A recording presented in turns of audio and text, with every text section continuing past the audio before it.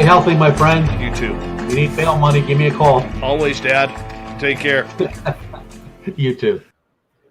What's up, everybody, and welcome to the After Hours Show. I'm just kidding. It's Dave Scott's show. I am your host, Marquise, and I am accompanied by our wonderful guests. We have Matt Ford, Daniel Elizondo from Omega Point, and Mike Masters. You guys are in for a great panel tonight. We're going to be talking about, of course, the current events that are happening with the David Grusch situation and the current state of disclosure.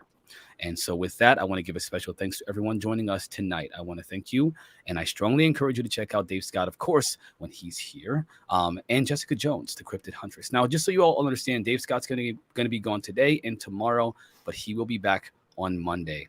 He is, of course, laying his mother to rest, in case you didn't know. That is why he is not here tonight and why I am filling in for the great Dave Scott. You can all go ahead and show us some love if you haven't already by smashing that like button and abducting to subscribe. And if you can't get enough of SOR, you can always check out our archives. They are free at youtube.com/spaced-out-radio. If you would like to show some more support, you can check out the website at spaced-out-radio.com and buy some merch, y'all. You can follow us on our social media platforms at Twitter, at Spaced-Out-Radio, Instagram, at Spaced-Out-Radio Show, and, of course, the Facebook group, which is right. It's lit, y'all. You need to check out that Facebook group. It is, of course, Spaced Out Radio on Facebook. Now, let's get started with our panel tonight. Gentlemen, welcome. Welcome, welcome. Thank you. Good to be here. Thanks. I thought with that opening, Quentin Tarantino was going to come appear on the screen. I was going to be doing some kind of on-camera audition. That was a sick title sequence. That was really cool. Yeah, I love all those comics. Oh yeah, they are done by Dirty Filth. By the way, you can check out Dirty Filth's books on the website. They are also for sale. They're awesome. He's a great artist. And I love his. He does realistic ones as well, but he likes the artistic expression of like the cartoony ones, which he does a fantastic job in real time. Like you can make a mistake, but he just does it perfectly every time. Yeah, it's what about the music? Where'd that music come from? I honestly have no idea. Dave Scott is the one who pretty much does all of that stuff. He does. I mean, it's beautiful. I love the music. I love the ending. Really cool. He adds a stat on there. It was cool, man. It's really cool. It's like Django Unchained or whatever, however you say. Yeah. I love Quentin Tarantino. Awesome. I hear he's into UFOs. Really? I've heard that too. I don't know. I'm just making that up. You got me. I was like, I mean, didn't know how that. can you not be in this day and age? Yeah, I feel like anybody paying attention is. No one here can disprove it. So I like those kinds I mean, of we could facts. do a roll call of celebrities that are paying attention to this, and there's a good number of them. It's good to see. Yeah, there are quite a few. I find it interesting that movies for years and years and years have kind of been like based off of what has been said is true information about the UFO phenomena. For example, like Close Encounters of the Third Kind or whatever. Mm-hmm. That was allegedly based off of what was true information about what the UFO phenomena is like. Jacques Vallée was was the basis for one of the characters in that movie, and so it was really interesting to hear that from myself, who's grown up on popular fiction. Of course, I'm a big movie buff, so thank you so much, W. Decker, for that wonderful super chat. Dave will appreciate your starting out with some cash money. Oh yeah, that's awesome. Dollar bills, y'all. All right, so let's talk about this. So why don't you guys, gentlemen, if you could introduce yourself, start with Matt, then go to Mike, and then of course Daniel. Let's talk about who you guys are, what your channels are, and introduce yourself to the people. I'm Matt Ford of the Good Trouble Show, first time caller, many time listener. Mike. You writing down your script there, brother? Yeah, sorry. I was flustered. I was trying to write out what I was going to say real quick. No, I'm Mike Masters. I didn't have time, so that's all I got. I'm Mike Masters. No, I teach anthropology. I'm a biological anthropologist by trade, paleoanthropologist if we're going to get super specific about it. But got into the UFO phenomenon, wrote 3 books about it, and largely advocate for the time traveling future humans hypothesis. And that's it in a nutshell.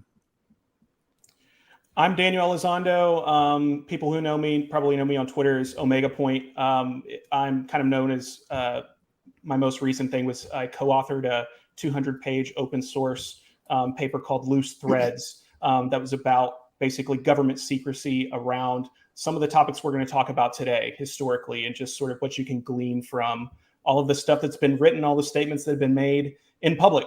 And I'm just really excited to talk about extraterrestrials with Mike Masters today. So Extra tempestuous. I was saying before, and every time I'm on a panel, it seems to devolve into whether or not backward time travel is real. I've been on with a bunch of physicists, and it always ends up with them throwing punches through Zoom, and I'm like, no, oh my gosh, let's not.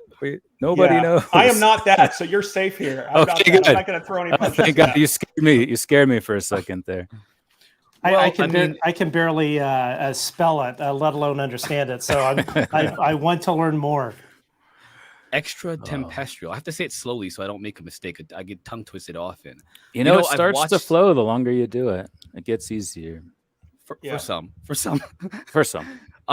I will say I've watched your interview with Project Unity a couple of times actually, because I tried to understand what your perspective was. I personally am of the persuasion of the interdimensional perspective, and that is Same mostly thing. because you just believe they're time traveling, or do you believe think about it this way. Interdimensional, like time is a dimension. Space-time is 4 dimensions, 3 dimensions of space, 1 dimension of time that we know of. There could be extra dimensions of each. But even if they're interdimensional, that doesn't answer the question of who they are. We have to go a little bit farther and say, okay, well, still, who are they? Are they extraterrestrials? Are they extraterrestrials? Are they something completely different from a dimension that's unknown to us? Do they have the same laws of physics? Questions like that. But even if they're extra dimensional, they're clearly coming in and out of our 4 dimensions of space-time. So I think the question then still has to be asked, who are they? Are they coming from a different planet and using extra dimensions to visit us? Are they coming from our future? You know, are they still future humans that are using maybe a 5th dimension to travel? So I don't see those. In fact, I don't see them not only as mutually exclusive, pardon the double negative, but I honestly do think they're the same thing. And I try to make a case for that in my last book. Not that I'm trying to usurp the interdimensional hypothesis or, you know, that there are ways in which it could be different. But if they're still upright walking bipedal hominins, whether it's interdimensional or not, they're still us. And they're more advanced, so clearly they're from our future. That's all I would say about that. We will have to have a conversation one of these days about that, because I have some ideas that I think might challenge that hypothesis. And again, I'm not a physicist or an anthropologist, so I pale in comparison when it comes to degree.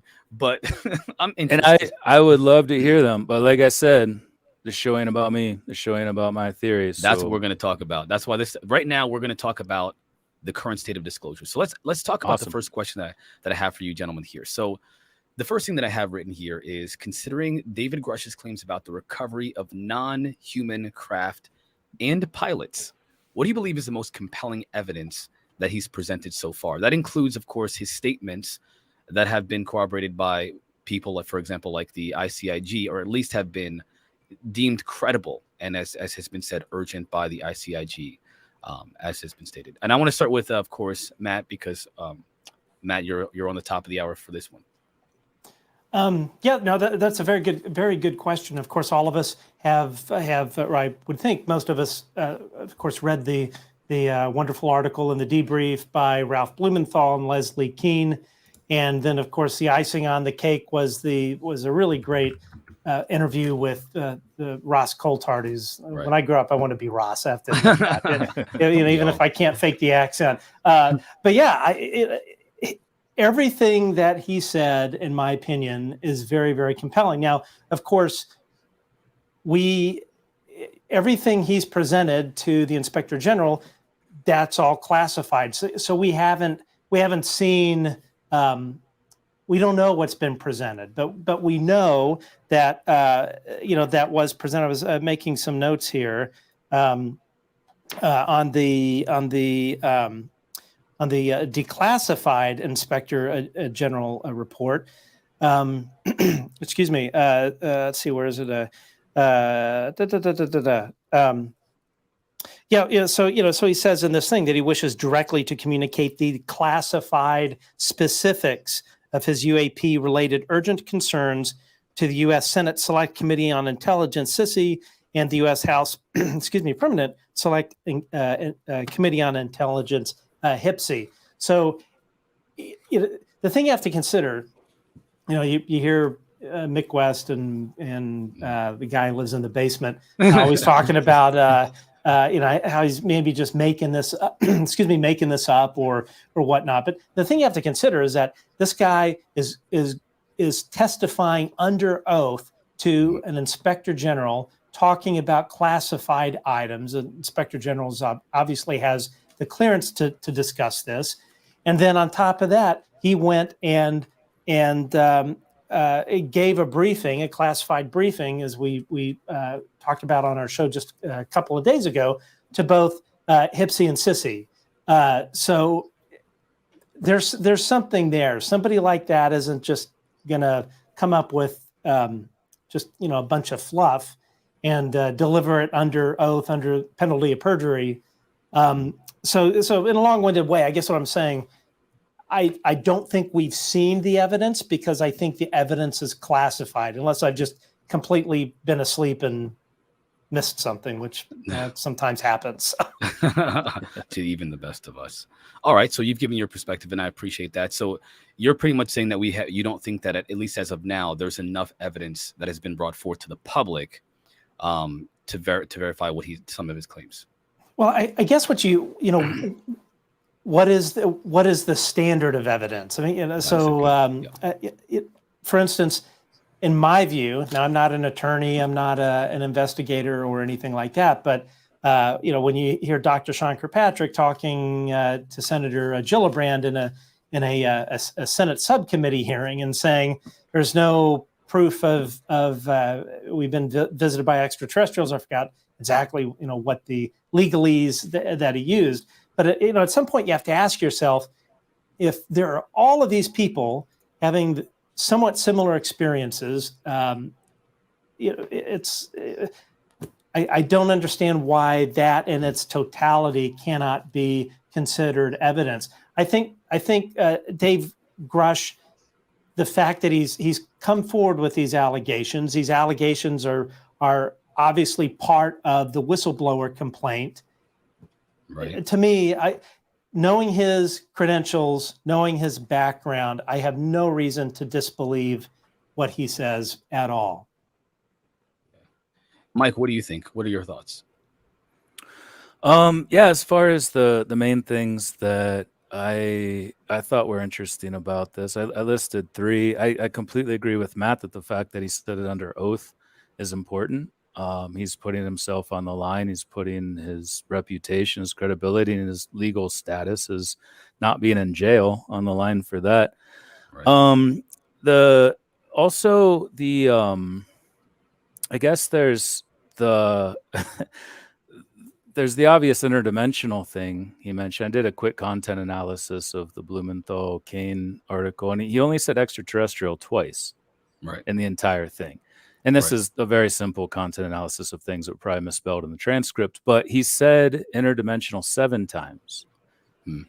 I think that's an important thing to point out. He said extraterrestrial twice, interdimensional 7, and he said non-human 8, though, which is obviously, from where I'm coming from, this term has become the new extraterrestrial. It's become the new default term for this phenomenon. And I think until we know for sure whether or not they are or are not human, I feel like we should have a more general term. I've been beating that horse for a while now, so I'll just get that out there and leave it alone.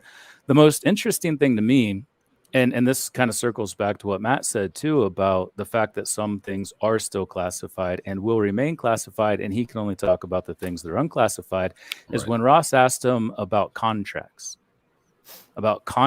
between us and these others, these visitors. These very likely human non-humans. Sorry if I'm usurping one of your questions, but hey, you asked. I want to hear. Let's. That was one of the things to me where he got real what can I say here? And he didn't just say no. He didn't say no. I'm not hearing a no there. He not only didn't say no, he was like, that's something I would like to know more about. That's something we should all know more about, which obviously, you could read into that more. I think we should. I think he was asking us to read into that more. I agree. I agree with that. And Daniel? Your thoughts? You're muted, my friend. Sorry. Yeah, thanks. I want to build all right. off of what Mike was saying there in terms of that. Yes, I think that Mr. Grusch wants us to be asking for the evidence. He wants to show the evidence. And I don't think that he would be standing up here telling you that he's shown you all of this evidence. I think that, there are obvious, huge classification issues, and some of it is probably rightfully classified, but a lot of it is probably doesn't need to be classified anymore. And I don't think he'd be coming forward talking about those things if he didn't believe that as well. I think, one of the other things that we have to do is situate this into sort of a little bit of historical context. There are a lot of patterns that you can draw from his general story. A lot of people are pairing him as Bob Lazar. I don't see him as Bob Lazar. I see him as another Tom Wilson or another General John Sheehan. I don't know if you follow Richard Dolan, but he did a great breakdown of some of the revelations that came out in Jacques Vallée's Forbidden Science 5 that showed that program talked about in the Wilson documents was found not 2 times previously, but 3 times. I can't remember. I tried to quickly find the name of the other guy. He's sort of in a comptroller position as someone who is sort of looking at how all of this black budget money is spent, had oversight. And he was also able, I think he was connected to the John Sheehan part, where basically it's the same story. They stumble upon this UFO reverse engineering program. They say, give me some oversight, read me in, and they have the door slammed in their face, and they get slapped on the wrist, and then there are reprisals, and they try and strong arm them into shutting up. And so this has happened, and it has been documented. People want to look at, documents. There are documents. The Wilson documents have been proven. I feel like it's beyond a shadow of a doubt at this point that what's in there is fundamentally that meeting happened and the things that were described there happened. I think that we really need to look not just at this specific case and this specific what has he brought out in the last 5 minutes that we've been talking about this, but let's look at the last 30 years, 40 years, and see what's come out, because a lot has come out. And just because the mass media doesn't know it, or your neighbor down the street or your coworker in the next cubicle over doesn't know about it, doesn't mean it's not out there. And so I think we have to stop always looking for the smoking gun and realize that sometimes this is a little bit more like a court case, right? You're going to have some circumstantial evidence. You're going to have some witness testimony. You are going to have some you're going to have some videos. You're going to have some photos. All of that stuff you put together and you build a case. And I think our case is looking pretty good these days, to be honest with you. Agreed. Gentlemen, that is fantastic. I actually agree with every single one of you. Now, I want since Mike brought it up, let's just jump straight to it. So this idea of, and we're going to talk about the Wilson Davis situation as well, because again, you guys are bringing up these things and we got to talk about them. So let's talk about the meeting, the alleged meeting with these non-human entities. One of the things that David Grusch mentioned during his interview with Ross Coulthard on News Nation was that there had allegedly been a meeting, an agreement that was made between the United States government in whatever capacity that would be, and a non-human intelligence that was not friendly to us, and that meeting, that agreement, had potential consequences for all of us. And so we have to essentially speculate off, and to your point, Daniel, think about the historical context of that statement. What have we heard about a meeting that has been mentioned in history between non-human intelligences and us? The only thing that comes to my mind is the Eisenhower meeting, the alleged Eisenhower meeting with non-human intelligences. And so let's start with that. And with that, Daniel, I know you just spoke, but we're going to start with you in reverse here, and let's talk about it. Yeah, so I think what you're referencing, I think it's pronounced the Greada Treaty. Right. And the story sort of goes that agreement was reached with, I think the Greys is usually who's kind of indicated there, basically swapping their technology for us, sort of turning a blind eye to their operations to abduct U.S. citizens, from our country. And so, that's something that's been out there for a while in UFO lore. One of the things I've been hammering lately, though, is that it seems if you understand how the intelligence community has been using the UFO community to launder intel over the years, then it makes sense why the things that are in UFO lore are slowly but surely coming up and being verified, right? Bit by bit, piece by piece. People like the guy that lives in the basement, Matt, they look at that as a negative. I look at it as a positive because I know what they've been doing. I've been, and it's not like I've got some special wave of magic wand. When you just see it over and over, what they do, instead of trying to keep the secret, they hand this intel to basically a poison tree, right? You give it to somebody who's involved in the UFO community, and then it can be out in the open and no one will believe it because it came from the UFO community. It's talked about at UFO conferences and not on the news, not from a confidential source or anything like that. And so you can sort of just hand out these really sensitive topics and details and change maybe a few specifics about the names and the dates, but as long as it's similar enough, then you've sort of, I call it intel laundering, right? It's sort of, it makes it safe to talk about these things in public. And so I'm really been kind of hammering on this, and I think this is a good thing to bring up. Like the Greada Treaty, I'm not sure if that's specific, if it was actually Eisenhower and it was actually the year and exactly the grays and what if every word of that. But the broad strokes, to be honest with you, it wouldn't surprise me. And you're also talking there about a formal meeting, sort of like a sit down at a conference table sort of situation. I think it's important to highlight how interested the intelligence community, and not just the intelligence community, but private aerospace contractors even have been in contact with NHI over the years. Even in the early, everybody's heard of the Collins Elite. The Collins Elite started off in the 50s actually researching and getting embedded in the contactee movement. And it moves on. We document a lot of this in Loose Threads, that throughout the 70s, 80s, and 90s, this whole remote viewing program was tied in with UFO contact, with CE5 even. This big thing that, a lot of people don't like Dr. Greer. Fundamentally, his story about being approached by Stubblebine and by John Alexander and offered a bunch of money to basically, I guess, run some sort of contact program. Probably wasn't $1 billion. He exaggerates, right? But that's fundamentally, there's a lot of smoke there. And we were able to kind of find some documents and find some different places where it's like, yeah, there are other people who will kind of vouch that they were there and they saw this and that, yeah, like that they were at the same place at the same time. They were in the same room together talking about these things.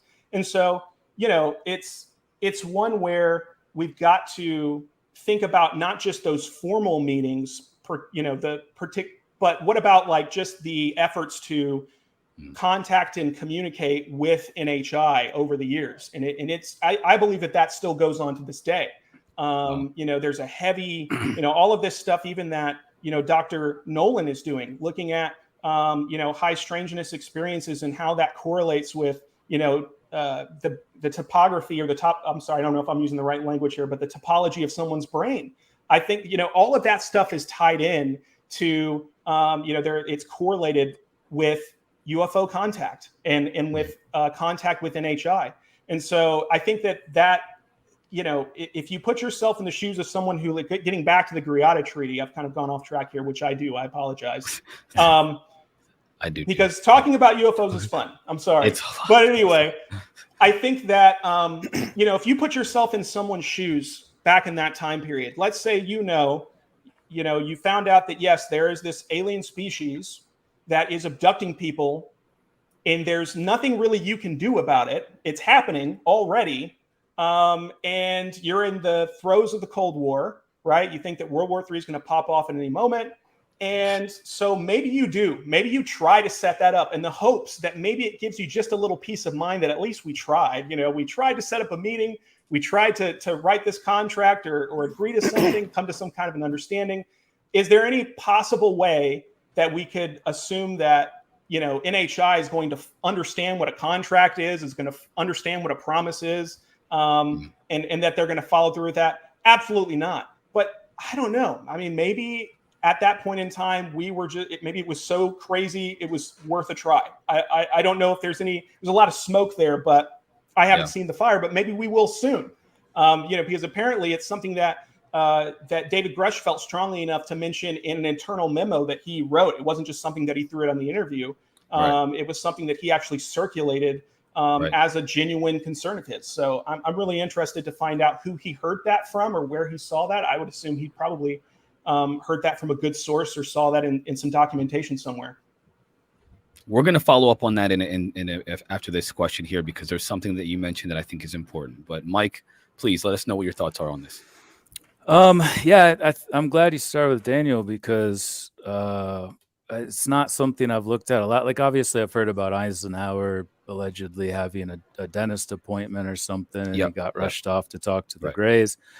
That's interesting if it did happen, and it definitely is correlated with a lot of again, not an expert in this area, but the nuclear testing we were doing and the effects that had on the planet.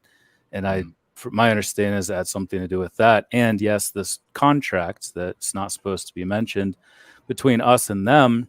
And just, if these are HIs and not NHIs, then contracts are something that they're very familiar with. And they've seen that throughout their past. And it's been possibly a part of their operations too, where they have to sign contracts that they won't meddle with the past. They won't do things that are unethical, even though we could argue that a lot of things they do are unethical in the context of how we view morals and ethics in modern times. But the main thing I always come back to is what is that contract? It can't just be about the nukes. And if it is, the same question comes up. Why would they care? Why would they care unless they inherit this planet and we're doing irreparable damage to it? But then the ubiquity of the gamete extractions. Why abduct people? Why make this contract where they're allowed to abduct a certain number of people over a certain period of time, unless there's something that benefits them? And I come back to this in all three of my books, that there's something about our gametes, our DNA, our chromosomes, our genes that are fundamental to them. And I think that's a big part of what this agreement enabled, is to allow them to continue doing this. Not that they have to ask permission, they could do it no matter what, but keep secrecy about what they're doing until we reach a point that we might be okay with learning about it. And I think we are actually starting to get to that point in time. But again, why take gametes? Why care so much about that DNA unless they are also human and it does contribute something to their humanity in the future? There's a number of current problems we face with regard to fertility issues, pollution, and genetic homogeneity. So I won't harp on all that. I've talked about that many other places, but I do think if it did happen, the things that came out of it seem to be related to nuclear weapons and abductions. And I think we should go a step further and ask, well, what? Why? What could they possibly be getting out of that? And it does start to get into speculation, but I do think it's something we should talk about. I think the chat knows I'm going crazy right now. There are so many questions I have with what you guys have just said. I'm trying my very best to stick to the point here. First of all, I got to say this. So let's just pin a couple of things that both of you have said at this point. And one of those things, of course, is, well, Mike, let's start with you. The thing that you mentioned is this idea that they have an interest in our DNA and our nuclear weapons capabilities, right? Which is obviously true. We know that they've shown up there's an entire book about that. I believe it's UFOs and Nukes. It's a huge documentation, or at least the historical accounts of these things being at our nuclear facilities, literally being unaffected by our bombing, our testing of nuclear bombs, just hovering over these nuclear bomb sites. And you can see them in some of the videos that have been released, at least, or leaked or whatever. They're clearly interested in our nuclear capabilities, but unaffected by it, at least seemingly, from what we can see. They shut out on and off our nukes. You guys get it. I don't want to get too into that. But the idea that they're interested in our DNA because of this necessity for themselves, I have alternative understanding of that, and I want to engage that. And again, to you two, to both of your points about the historical context of the agreement, I think there's something that I want to follow up on with this idea that whether or not it was with the Greys or anything, I think the most important aspect of this, at least in this point, is when Grusch said it was a malevolent set of beings that we made this deal with. And so I will hold on that one for now, because I need to hear what Matt has to say, and then we're probably going to add something from there too. But I want to pin that because I tend to forget. So please remind me after Matt gives his commentary. Please, Matt. Yeah, no, the only thing I kind of wonder is if Eisenhower hosted this meeting what do you think he served? You know, he probably like served, you know, some kind of lunch or something. So I don't know. I don't know Probably what like you- cow blood. what you serve up, what you serve up, I don't know what you Anus and serve up with tongue, some grays. Hey, you know, Eyeballs do they only. drink Diet Coke or regular Coke? You know, that's what I want to know. No, you know, seriously, you know, it's a pretty alarming thing if you think about it. But let's say that it did occur, that would explain a huge amount of the secrecy. So if whoever made this agreement on our behalf, I guarantee you it wasn't legal. I guarantee you it went against every person in this country's human rights. You know, who makes that kind of agreement? That's Yeah. it just that boggles my mind. I don't disbelieve it at all. I think it's certainly entirely possible. We've seen a consistent track record of lying by the Pentagon and the intelligence community, in particular United States Air Force. So this wouldn't surprise me at all. And if you know, we have heard from many people for a very long time, it's perhaps many races, some that have our best interests at heart, and some don't. You know, so I have often pondered the legal exposure that the United States government were to open themselves up to if they were to publicly say, oh yeah, by the way, these abductions have been happening. They've been happening all along, but you know, we signed a little agreement. Yeah, We're not going to agreed tell to you it. about it. So the amount of, I mean, it would be, I mean, if it's true, it's truly catastrophic in terms of our democracy. That's something like that, an agreement like that clearly is an infringement on our human rights would be signed with someone. You know, even if you're, you know, serving up some nice snacks at the negotiation table, it just it's no good. Cow's blood. And even if it was the UN, you know, even if it wasn't just one independent sovereign nation, even if it's the UN, do they get to make that decision? Right. Do they get to decide that all of our buttholes are up for grabs no matter what? Like, I don't know if any one person, group, nation, anybody can just give away our beeholes like that. Yeah, Oh my God. buttholes for fiber optics. Pretty good trade. Is that Pretty good fair? trade, honestly. Is that ethical? I don't think it is. Hey, that memory medal that came at a price. Let me tell you. Ladies and gentlemen, hashtag that, please. Hashtag that. Buttholes for fiber optics. Hey, sounds like a fair trade to me. That's awesome. If you're Verizon, maybe. I don't know. If you're ever- I have other Oh my views God. on that. Oh my God. Let me regain my composure. That was awesome. All right. We starting off great, gentlemen. Listen.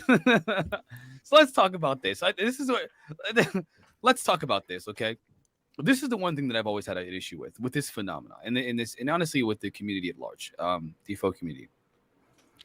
The idea you mentioned, Matt, about the sovereignty of human sovereignty, human rights, and democracy, right? These are ideals, to Mike's point, that we recently in recent human history we believe are valuable to us. And so there has not been, at least not in the way that we have today, a historical necessity for what we consider are human rights and, you know, democracy and sovereignty of individual rights and so forth, as well as nations' rights and sovereignty. But these beings are allegedly so far advanced from us that they understand what some people have considered as a galactic understanding of human rights or being rights, where they have a non-interference. Why don't they come and land on the White House lawn? Why don't they just help us? Some people have told me it's because they believe in this intergalactic federation of rules that says we're not supposed to interfere, but they are, and they're not doing it for our benefit. They're doing it for our detriment, including what has been mentioned as PTSD, which is what most experiencers have, even if they want the experience to happen again, which me and Dave went back and forth with last night, by the way. They still don't like it when it happens, especially initially. And I've likened the abduction phenomena to Stockholm syndrome. And that is where someone feels like at first it's an invasive and they don't want it. And it's intrusive and they force me into these not inappropriate relationships and so forth, where they allegedly have babies, and women are pulled into this literal sexual experience on a table with a weird being. They don't get to choose, they just do, and they just do it for procreation. And then they take the baby. It's called missing fetus syndrome. I can go all night about the problems that we see here. The idea they don't understand the impact, especially given that we believe they're telepathic, is asinine. I need an understanding of the idea that they're not malevolent, because to me, I believe there's good out there. I do not believe that what's interacting with us is good. To what Richard Dolan mentioned recently, when Greer says all aliens are good, and if you believe otherwise, you're just wrong. It's the interdimensionals that are the bad ones, and all the aliens want to help us and love us. They're our space brothers. And Dolan said specifically that is dangerous. And I agree with that. I think it is extremely dangerous, because you're leaving an entire population of people vulnerable to potentially what has been said by people like David Jacobson, John Keel, a potential invasion. And I don't mean like War of the Worlds and boom, boom, boom, boom. I mean like infiltration through replication of the interbreeding, and then creating hybrids that can look like us and be a part of our society, which has been mentioned by people recently. These credible people have come forward and said that there may be some that walk among us. So having said that, Matt, please, if you could comment on this idea of good, bad aliens, David Grusch's comments of the malevolent ones that we've made a deal with, and of course, probes for fiber optics. Yeah, well, it's that technology is, nothing's for free in the world, right? Ain't nothing free. Yeah, and Stephen Greer, who knows? Maybe he was one of the people at the agreement. He's got a skin suit on, and he's trying to convince us all. It's all they're all here for a good intent. But seriously, I joke around, but I do think this is a very serious subject. The thing you have to ask yourself is, how do you know? We don't know what their ethics are. We have no idea what their values are. So with that in mind, because I've often asked a question like a consistent sort of part of the number of events that happen in UFO abduction literature are, whoever's put on the table and some medical procedure is done. They're told beforehand it's not going to hurt when they pull out this long ass needle. That's in the back I don't of know your what you're head doing or with right that. up the rear. You're pulling out this long ass needle and say, "Oh, this isn't going to hurt at all." Sure enough, it does. Then you get Whitley Strieber. Yeah, and then Stephen Greer goes and waves his hand over your face, and the pain goes away. So these clearly are very, they're way ahead of us in terms of intelligence and technological sophistication. So then you have to answer, well, if they know that it's going to hurt, why do they go through those steps where it's going to hurt? We're going to wave your hand over you, or whatever they do. And I don't know. I mean, it's we don't know what goes on in their head. We don't know what their value systems are.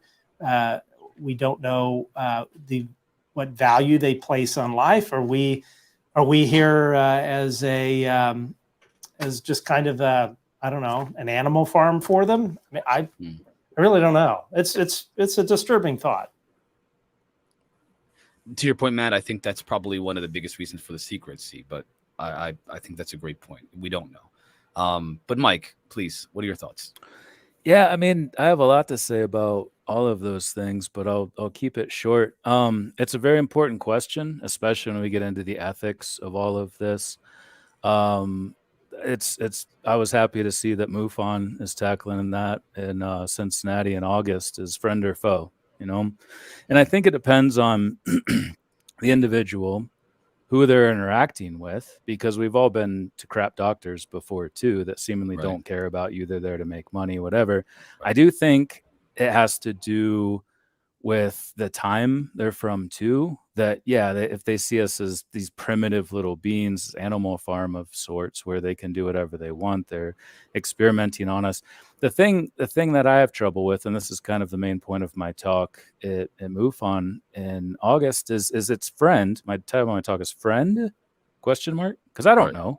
Everybody has a different experience. And I don't think it's Stockholm Syndrome. I do disagree with that. I think it's getting over the ontological shock of the situation and realizing that what you're experiencing is so different than anything else that anybody else experiences, other than other people that have had these same sorts of interactions. I do think that could be the case for some. I do think Stockholm Syndrome should be on the table. But I do think it's also that people generally feel that they're part of something bigger, something more important, something beyond not just them, but beyond humanity as we thought we knew it when they get involved with something like this, even if it is something harmful or tumultuous, sinister, malevolent. It's definitely something that a lot of people do come to understand as being important. And I think that importance trumps their individual experience, but everybody's different. And then the last thing I want to say is that there's definitely the issue of walking amongst us, and I don't see that as being malevolent at all, because if they are here and they are walking amongst us, are they Mother Teresa? Are they Hitler? I don't think so. I don't think they're extremes on any end. I think they're generally just studying and interacting, maybe guiding in some respect. But I definitely don't get the sense that there's some sort of ill intent with that. And if they can walk amongst us, we could get into all kinds of crazy theories about screen memories or shape shifting or anything like that.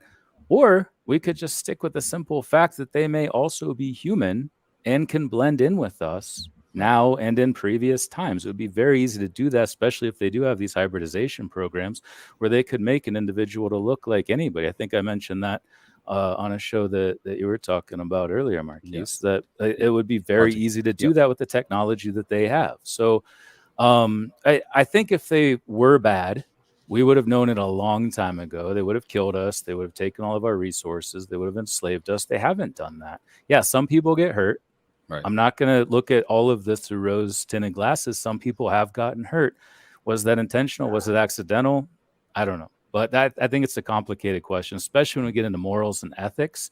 Right. Do we even have them? Do modern humans have them? How long ago were Jim Crow laws? How long ago was slavery? Right. Like we're moving in this direction where we're finally starting to get empathy. In the future, maybe they have empathy much larger than our own, but they have to do things for themselves to keep themselves alive that we just can't understand yet.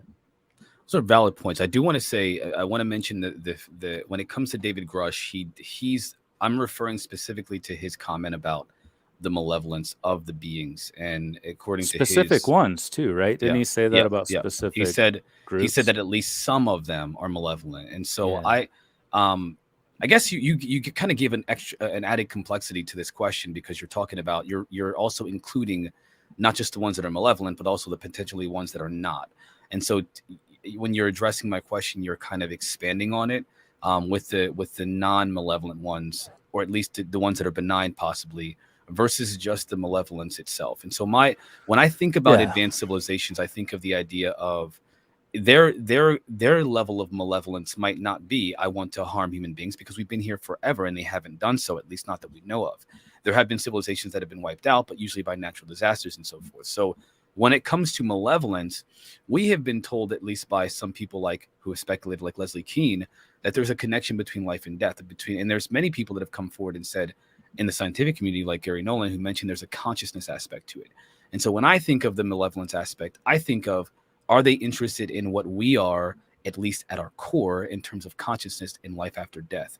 Are they not interested in what our bodies, aside from the DNA, but necessarily our souls, or at least what we consider soul consciousness? Absolutely. Totally agree with that. Daniel? Yeah, I mean, I think I agree with a lot of what Matt and Mike said there. I think that, this is and what you shared as well, I think that this is a really complex issue.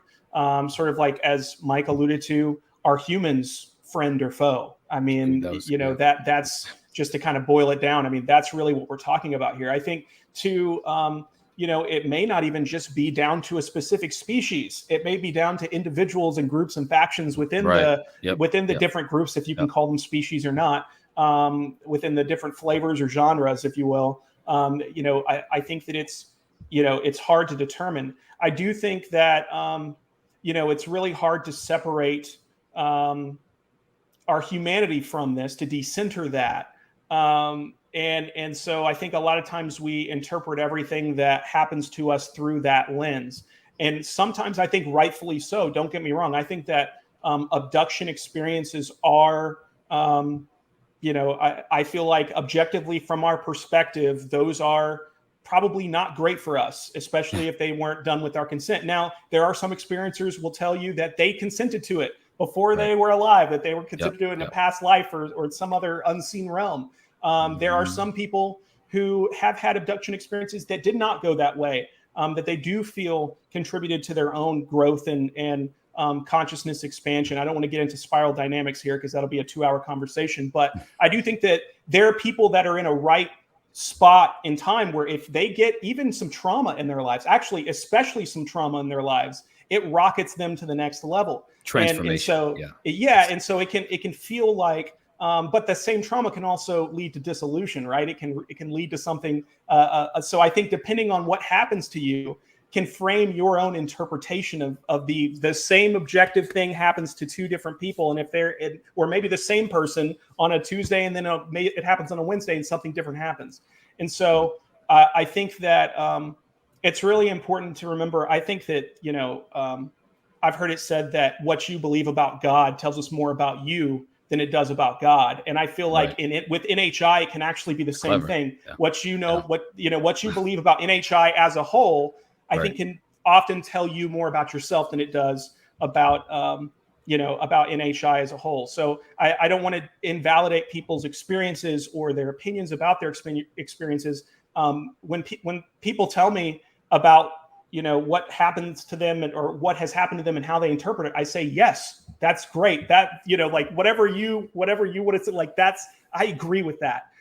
Because again, it's so hard to take us out of that whole situation. So I think we have multiple groups. I think we have multiple, levels of interest in humanity. I think there probably are some that it would be really difficult to disagree that they are malevolent, and some that probably are benevolent. That's the word of the night. Benevolent. And I feel like, I don't know, like it's just such a complex answer. And I feel like, mystery is, what is it? Mystery is not that which is unknown. It's that which is infinitely knowable. And I feel like that's what we're in the middle of. We're finding out that that reality and our lives are actually filled with much more magic and mystery. Some of it is scary. But I think that there's a lot of it there. And so, I'm excited. Honestly, I'm excited. I'm not an experiencer, and I'm not someone who wants to be an experiencer. I know a lot of people who do the CE5 and do that stuff, and I've got a lot of really close friends who do that. And it's just one where I wouldn't take the chance. And I honestly, I feel for people who don't have the choice, who just get kind of thrust into it, and into that chaos. So anyway, I tend to get really upset anytime there's a one size fits all answer for yes, this is good, this is bad, yes, no, right, wrong. That binary thinking, that I just don't think that that's going to work for the phenomenon as a whole, but especially when we're talking about NHI. And it doesn't work for anything. I tell my students all the time, anytime something's framed as black and white, it's always the gray area in between. Yeah, absolutely. I think you guys bring up freaking excellent points. So just so you got all of you, by the way. And so I have been personally coached, not shouldn't say coached, mentored by a few people in the field, and I get different opinions from different people. A lot of the people that I talk to have this idea that, hey, listen, our experience is limited. Our understanding of our experience is limited as it is.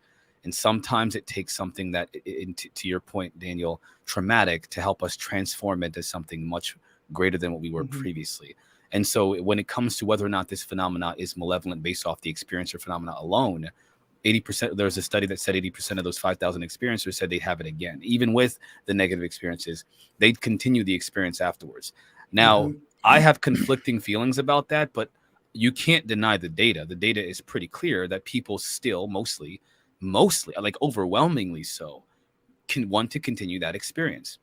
Yeah, but So I'd like to point out real quick though, like something you said earlier, Marquise, is if they have telepathic abilities, if they do have mind control, then you have to wonder how much of that is our choice, our volition, our free will, and how much of that is steering us toward accepting this thing.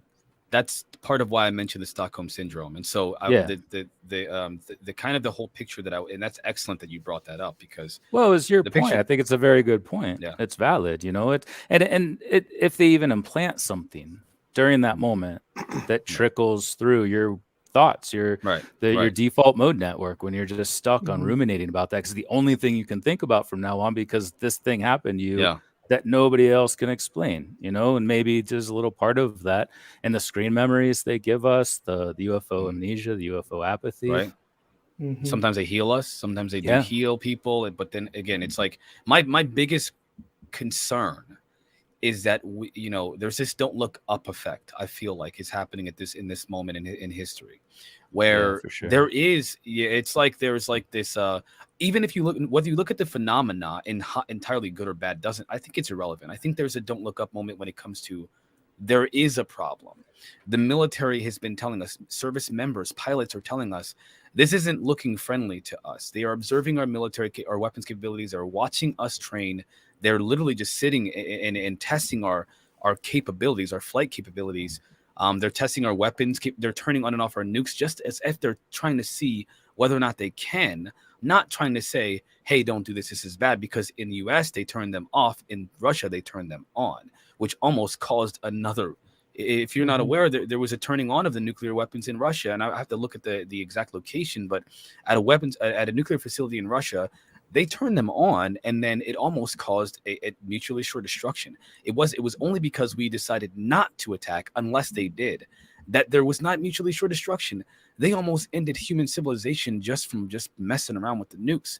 So there is not just one aspect to this phenomena. There's a multitude of aspects to the phenomena, and they go from good all the way to, there's a spectrum, and it's not one thing or the other. Again, to your point, Mike, there is no black and white to the situation. But the don't look up effect is my concern. And so let me ask you this. You've mentioned, Mike, and I'll start with you, because this is something you mentioned in the beginning of this conversation. You think that they're extraterrestrial. I hope I said that right. You did. Yeah, let's just call them HIs. I'm just going to drop the N from that. They're HIs. Y'all can say NHI. I don't think the N belongs there. You believe they're human intelligences, 100%. Okay. Well, no, not 100%. Not 100%. Well, I would never say that. I got asked this by George Knorr the first time I was on Coast to Coast. I gave him a 78%. Or somewhere around number. Yeah, that's reasonable. But since then, 2 books later, 3 books later, I'm around 91.5 probably. But no, I'm not committed to this. I advocate for it because I think it makes the most sense. But I'm not biased by this. It's not my only way of viewing this. Carry on. Thank you so much for the super chat. It is an awesome panel. I just want to ask you a question. I want to follow up on that, and I want to with a preface first. Gary Nolan mentioned at the SALT conference that there is this, according to his research, and again, he's directly involved with what has been said is the metamaterial, which allegedly is the material that's recovered from crashed HI in your. I'm going to go with what feels comfortable here with these intelligences. Their technology, and he is claiming that it is 100% not human, at least not earthly human, right? Not modern human, modern human, or whatever, modern human. And so, to be accurate when it comes to our language here, and so, so he said that it's not at least modern human, and that this phenomena also is using intermediaries. And it reminds me of Jacques Vallée's Passport to Magonia, the idea that the phenomena has many faces, but it could be one intelligence. and that it's using these intermediaries, essentially, depending on the times, the zeitgeist of our time, right? To appeal to us. Every generation, it's something different, at least maybe through multiple generations, I should say every zeitgeist, because before they were flying shields, they were hats, they were flying ships, they were all kinds of different things throughout history, pillars of fire, you name it, right? Bhagavad in the Vimanas and so on and so forth. And so we have all these different descriptions of the phenomena, but they're all different. And today it's something vastly different than what we've heard throughout all of human history. And my belief is, and I'm sure that you can at least attest to this, there has been an interaction with this phenomena with humanity forever, at least since the beginning of recorded history. So I am of the persuasion that this phenomena is something that is not what we are seeing. And that what we are seeing is what Gary Nolan says is the intermediary, which is like a biological AI, at least what we would consider a biological AI, like they're creating literal biology and then implanting some kind of consciousness into this, but it's not them and it's not human per se, but may share our DNA, according to John Ramirez. So I'm curious to, with this information that I'm throwing this out there. I know I'm hoping that we're all on the same page with it, at least. What do you think about that? I mean, what are your thoughts on that, Mike? Well, I mean, in the same way that we were talking about who's good, who's bad, and who is who in the first place, I definitely think there's gonna be instances of artificial intelligence, whether they're us from the future, whether we're making artificial intelligence in the future to come back and do things that are more dangerous, like abducting people. I talk about the Hickson and Parker experience in Pascagoula as a very clear example of that, both actual robots, but we make AI in our own image. We're making robots to look like us. And if we're using those in the future too, why wouldn't you send those back in time to test time travel machines? Why wouldn't you send those to other planets too? On these initial voyages, the astronauts that get in the SpaceX missions now, they're not up there turning dials and knobs anymore. Like it's doing it all for them. They're there, so why not stick a robot in there if we're going to Mars or a moon of Saturn or something? So I definitely think there's the possibility of that. Again, the question is, why would they look so much like us unless we were the ones making them? But your point, I'm on board with that too. If we're talking about some sort of ultra high consciousness that has to manifest itself in physical form, which you could also ask, are we that too? Yes. Are humans is it us? Yeah. that too? Are we that thing? So yes, of course, if you're making something to interact with us that looks like us and talks like us and lives amongst us and has, and that's why we have jinn and that's why we have gypsies and fairies and all of these people with these extraordinary abilities, because they're made to be the exact same thing we are. I absolutely do not discount that. And then the question becomes, well, what is human? What does it mean to be human? And if they're making these things, who's they? Is it future humans? Is it this extremely evolved consciousness? Is it a pan-consciousness? Is it a universal consciousness that puts itself into all of these different bodies, whether it be fish, squirrel, human, dog, What are we? What is it? And the UFO phenomenon seemingly is a part of that too, whether it's human or something else. I think it's a deeper question once you start looking into that. Hence the ontological shock that's been mentioned by people. The feeling of what did Louis Elizondo said, that somber would be the reaction of the public. Well, if we have to conceptualize our own existence, like that, my job is to study our evolutionary history in our physical form, right? We see the teeth, we see the bones, we see the fossils, we see our use of tools. But if we have to reconceptualize this now and the future in the context of something much deeper that we can't yet fully understand because we're not a part of it, that's big. And I do feel like that's a part of this question, to be honest. I have no way. I probably articulated that very badly. No better way of saying it. But I do think that there's something much bigger about humanity as a whole that plays into this. All right, so ladies and gentlemen, we are at the end of the hour here, so we're going to take a quick break, and then we're going to get Matt Ford and we're going to get Daniel Elizondo's perspective on this question. I'll rephrase the question again when we come back in case we all forget. Hopefully, I don't forget what the question was. I'm just kidding. I remember. So I wrote then it we're gonna down for you, man. That was my fault. I got long-winded there, so I wrote That's it down all right, to that's all make right. up for that. Thank you so much for that, because there's a lot going on in this day and age. We're going to talk more about after these questions when we come back, ladies and gentlemen, about specifically some of the other claims that were made, and whether or not we believe that David Grusch is authentic, which most people unanimously say he is at least authentic as a person. His credibility is pretty well established. And we're going to ask the question of what is the effect that this information is going to have, if it is true, on the public. Stay tuned. We'll be right back.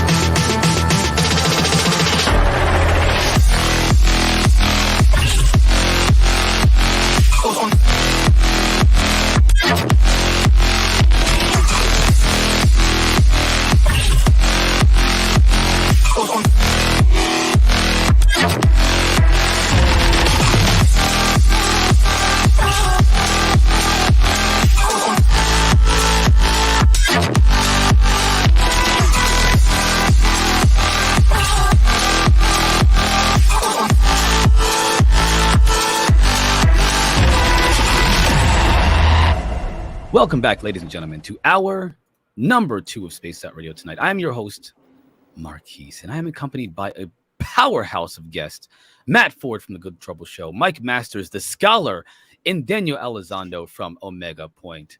It's an awesome night. You guys are really making this an awesome night. To be honest, this is like a milestone in my career here doing this stuff. So I just want you all to know, each of you, I've literally been watching from behind the scenes, hoping that one day I'd be able to talk to you. And today I get my opportunity. Although this is for the guest, this is mostly for me.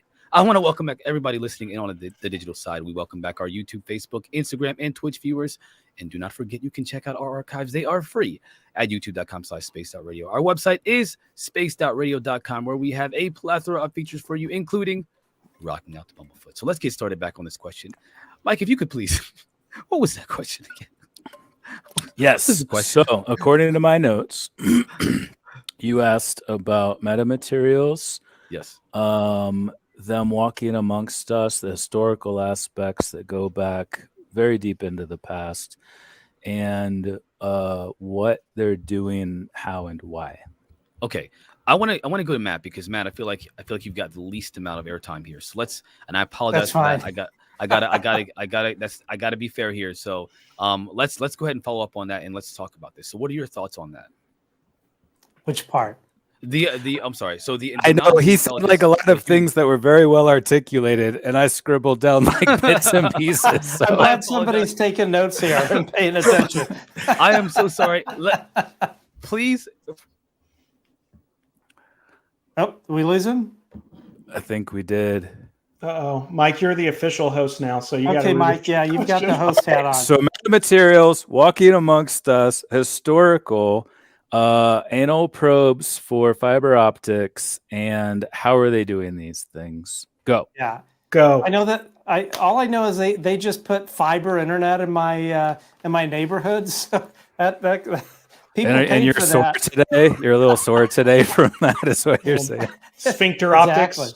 Sphincter optics. That's Yeah. even better. I want to cycle back to a phrase you coined, Daniel. Intel laundering. Where'd that come from?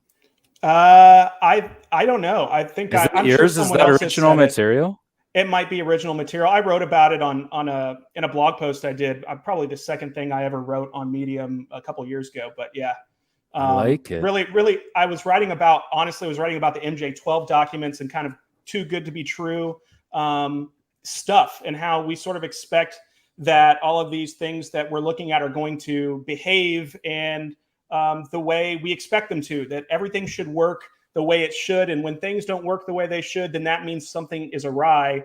And I sort of, don't think that's true. I don't know if I'm just playing contrarian games there, but I feel like we should almost expect some of this stuff to not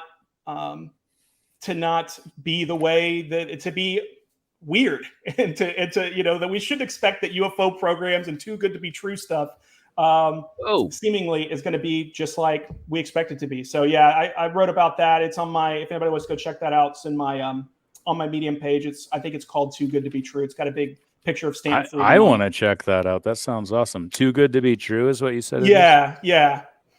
All right, cool. I'm gonna look that up. And what was the Dominic, other thing you can you said see me? earlier? Can you hear The loose. Where? Yeah. Sorry, I was Okay, co-hosting for a second while you were gone. And the other thing, Thank you for that. loose threads was. Yeah. Can you Loose just say that Threads first one again? Loose threads, and what was the other one? and Too Good to Be True. Too Too Good Good to Be to Be True True. was just a kind of a medium entry. Loose Threads is a whole big thing that I co-authored with the Hermetic Penetrator, who has an excellent name, and he's a real person who exists. That's awesome.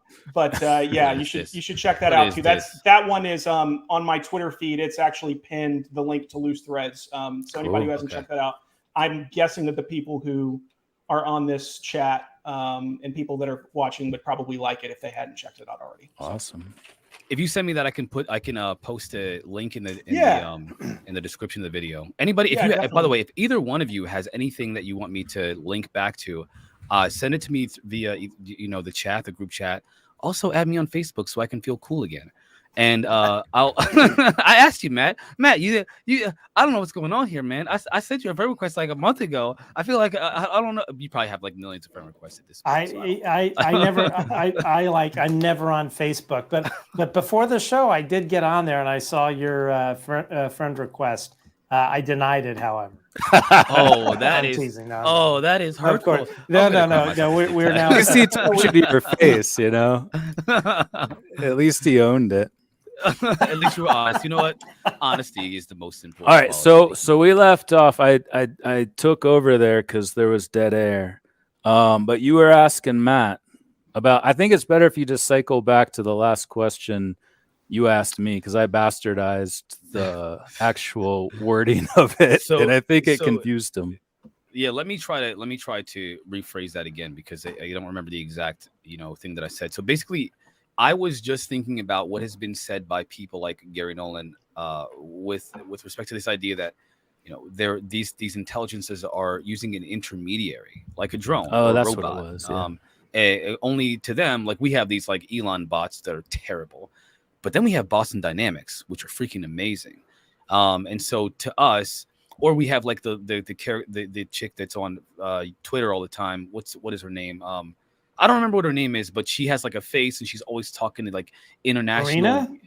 I don't know what her name. I don't know. I don't remember what her name is. The chat probably knows. Oh, I missed it. I don't. Marino. Oh man. But either way, she like they have something like that, but far more advanced. We're talking biological robots that have an intelligence that's been put into them that's not sentient, at least not like we are, like an organic material would be. That's kind of what I suggested, according to what Gary Nolan said, this intermediary. So what about this idea that they're not even what we're seeing, the grays, the whatever, that's not even them. That might not even be them. And the reason why they're crashing is because, well, they're not actually sentient. There's something else. Yeah, I mean, who knows? Speaking of Boston Dynamics, the one that creeps me out the most is that like walking dog, that can like jump over things and all that. That so you think about most? Yeah, that one does actually. I mean, you think about like sticking AI in that thing. I don't know about that. Yeah, I mean that's a really good question. Everyone's experience seems to be different. I mean, obviously there are commonalities in what people see as species.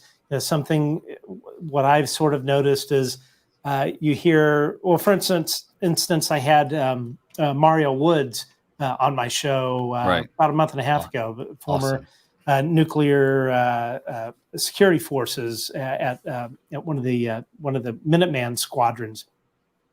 And he was talking about in his abductions experience, the grays seem to be more, sort of AI or clones or something like that.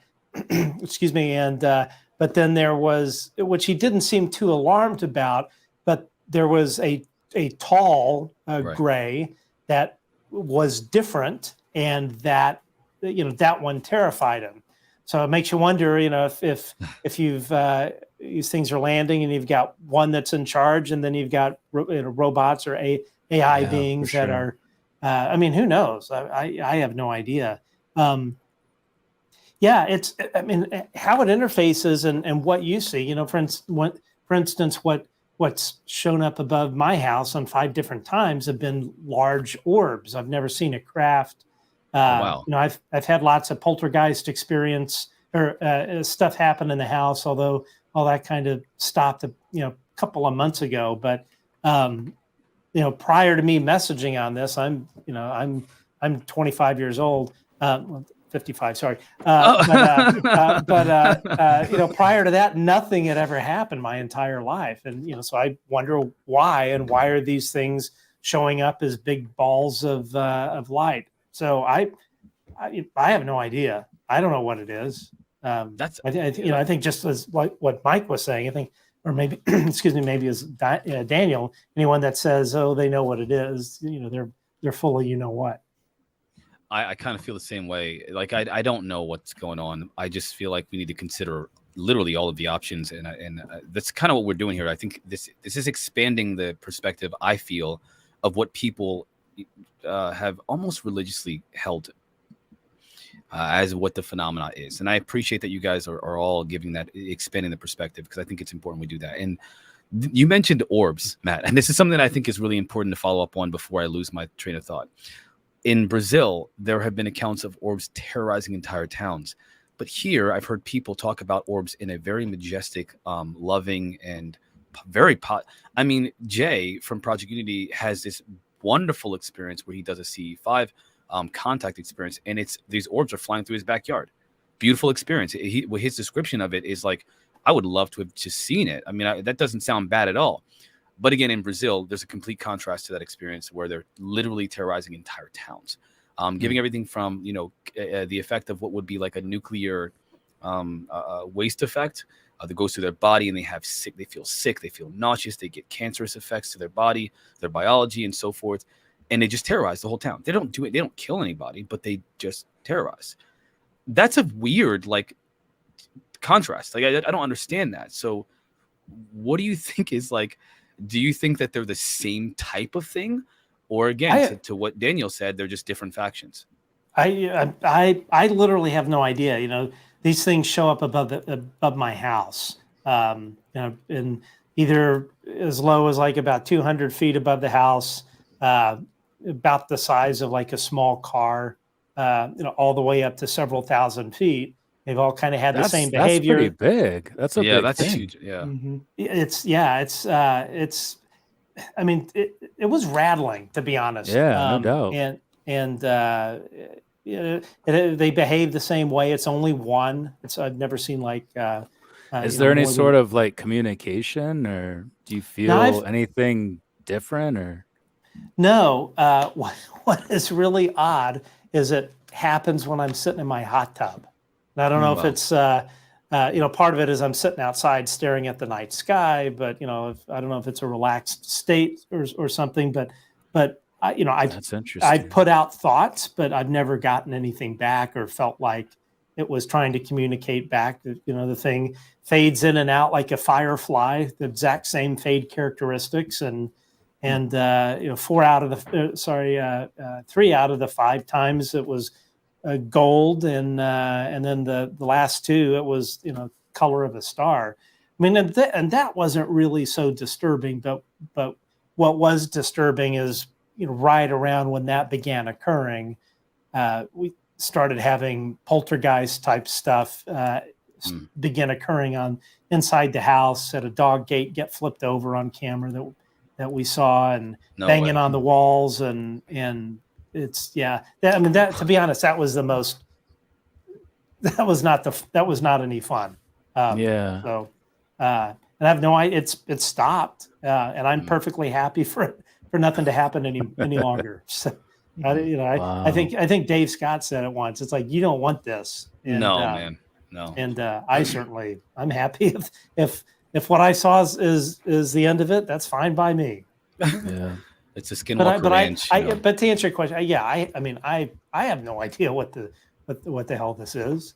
But I will say, I've always felt that this was real, but people that have experienced it, or to whatever scale, once you see it with your own eyes, obviously, and somebody else is with you to witness it as well, that there is something there.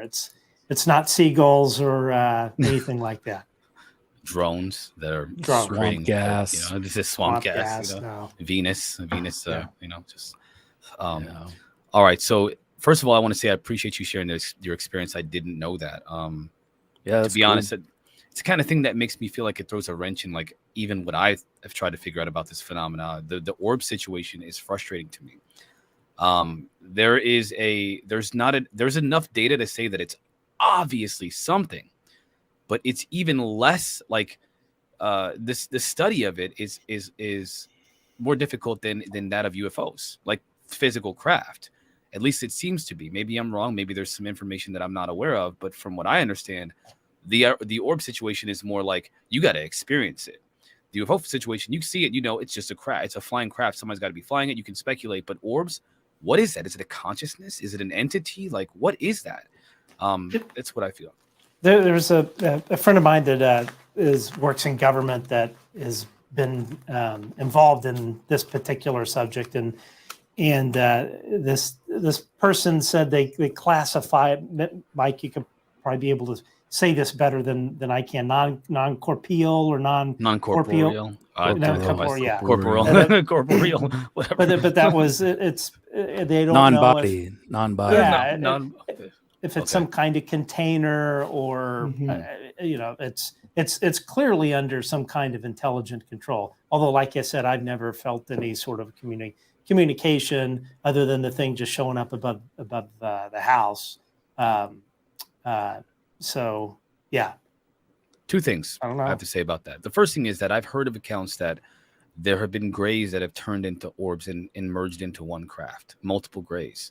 There's an FBI document that mentions that there's Russian troops encountered a craft in the sky, a physical UFO that split off into multiple orbs, landed into these grays, these 3 gray beings, and the Russians tried to fire on them. This is a joint mission between Russia and I don't know what the situation was. I don't remember specifically, but it's an FBI document. You can find this on the FBI's website.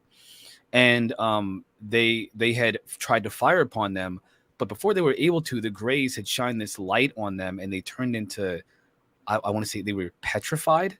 They petrified most of them, and one of them escaped to tell the story essentially. And then they merged. They turned into orbs. The orbs that you're referring to merged into a physical craft and took off. What the freak is going on here? To me, it feels like they're just messing with us. Like that doesn't, like, why do that? Like, I did have one friend suggest, like, because 9 times out of 10 nothing ends up happening when I'm out there, Right. But somebody suggested shining a laser at it. That doesn't sound like a really good idea. Don't do that. That's what Mike. That's what Mario. Isn't that what he did? Well, So Mario flashed. There was a series of perimeter floodlights, security floodlights that were all on a switch, and he decided to flip it on and off because he thought it was like a helicopter or something off in the distance, and then the thing flashed the same number of times, and to me that says, "Hey, come abduct me." So that's I don't feel like putting out that calling card. Well, that's the ending of Close Encounters of the Third Kind, where they play the do do do, and the Futurama spoof of that too. They do the same thing where Nibbler lost his keys. I don't know. So some of your listeners will get that. I'm a huge Futurama fan. Futurama's I don't know. Yeah. What do you think, Daniel? About orbs? I mean, I really resonate with the container idea. I think honestly, a lot of those Chris Bledsoe pictures are pretty interesting. There's some close-up ones, and I mean, if it's pareidolia, it's got me because there are some of them in there that definitely look like you can see some really interesting, almost gray-like faces, or faces of there was even one that had like their dog had passed away like in the last week or something, and it was like, so unless they're just shopping those, I mean, they could be photoshopping them. I thought that was really interesting. And there's one in particular, I'll have to see if I can find it, that's really bright orange, and it almost has it almost looks like a cherub in it or something. And so it speaks to me of it just goes back to this kind of extra dimensional technology aspect to this, or I don't know if you could call it technology. I think it's just fundamental to the nature of reality in some way, shape, or form. They've figured out how to use that. To their advantage. And, we talked about what there's been in the news, craft that are larger on the inside than they look on the outside, space, missing time and things like that. I mean, all of those are like textbook and not just like this is not sci-fi stuff, right? Like we're talking, people who actually theorize professionally about these things and write papers about these things. These are the kinds of things that they talk about, that should be possible or should be indicators of, those kinds of dimensional realities, and I think, possibly existing overlapped or sort of underneath ours. They're basically unseen realms that are, that are right here. I know, kind of circling back even to the the question that you'd asked just prior to this one, Bob Bigelow, has that famous quote where he said, "They're right under your nose," and they're walking among us, and so I know personally some people that have told me, like some really good friends that are very very sober and very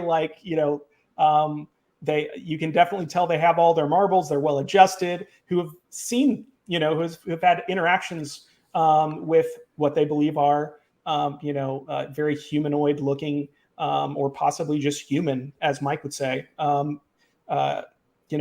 that are with us. And there are even some famous, I think there was an interesting conversation, I think that Tim Good, the really famous UFO author, really excellent UFO author, has said that he had some really, and honestly was very creepy encounters where he said if you would go to a public space, like let's say a subway or an airport, and if you would stay there and you would close your eyes for a while, right, and then open your eyes after 10 or 20 minutes, you might see somebody standing there smiling at you in a crowd. Yep. It's so, that is scary. Like, there's not much that unsettles me, but when I heard that, I was like, oh my gosh.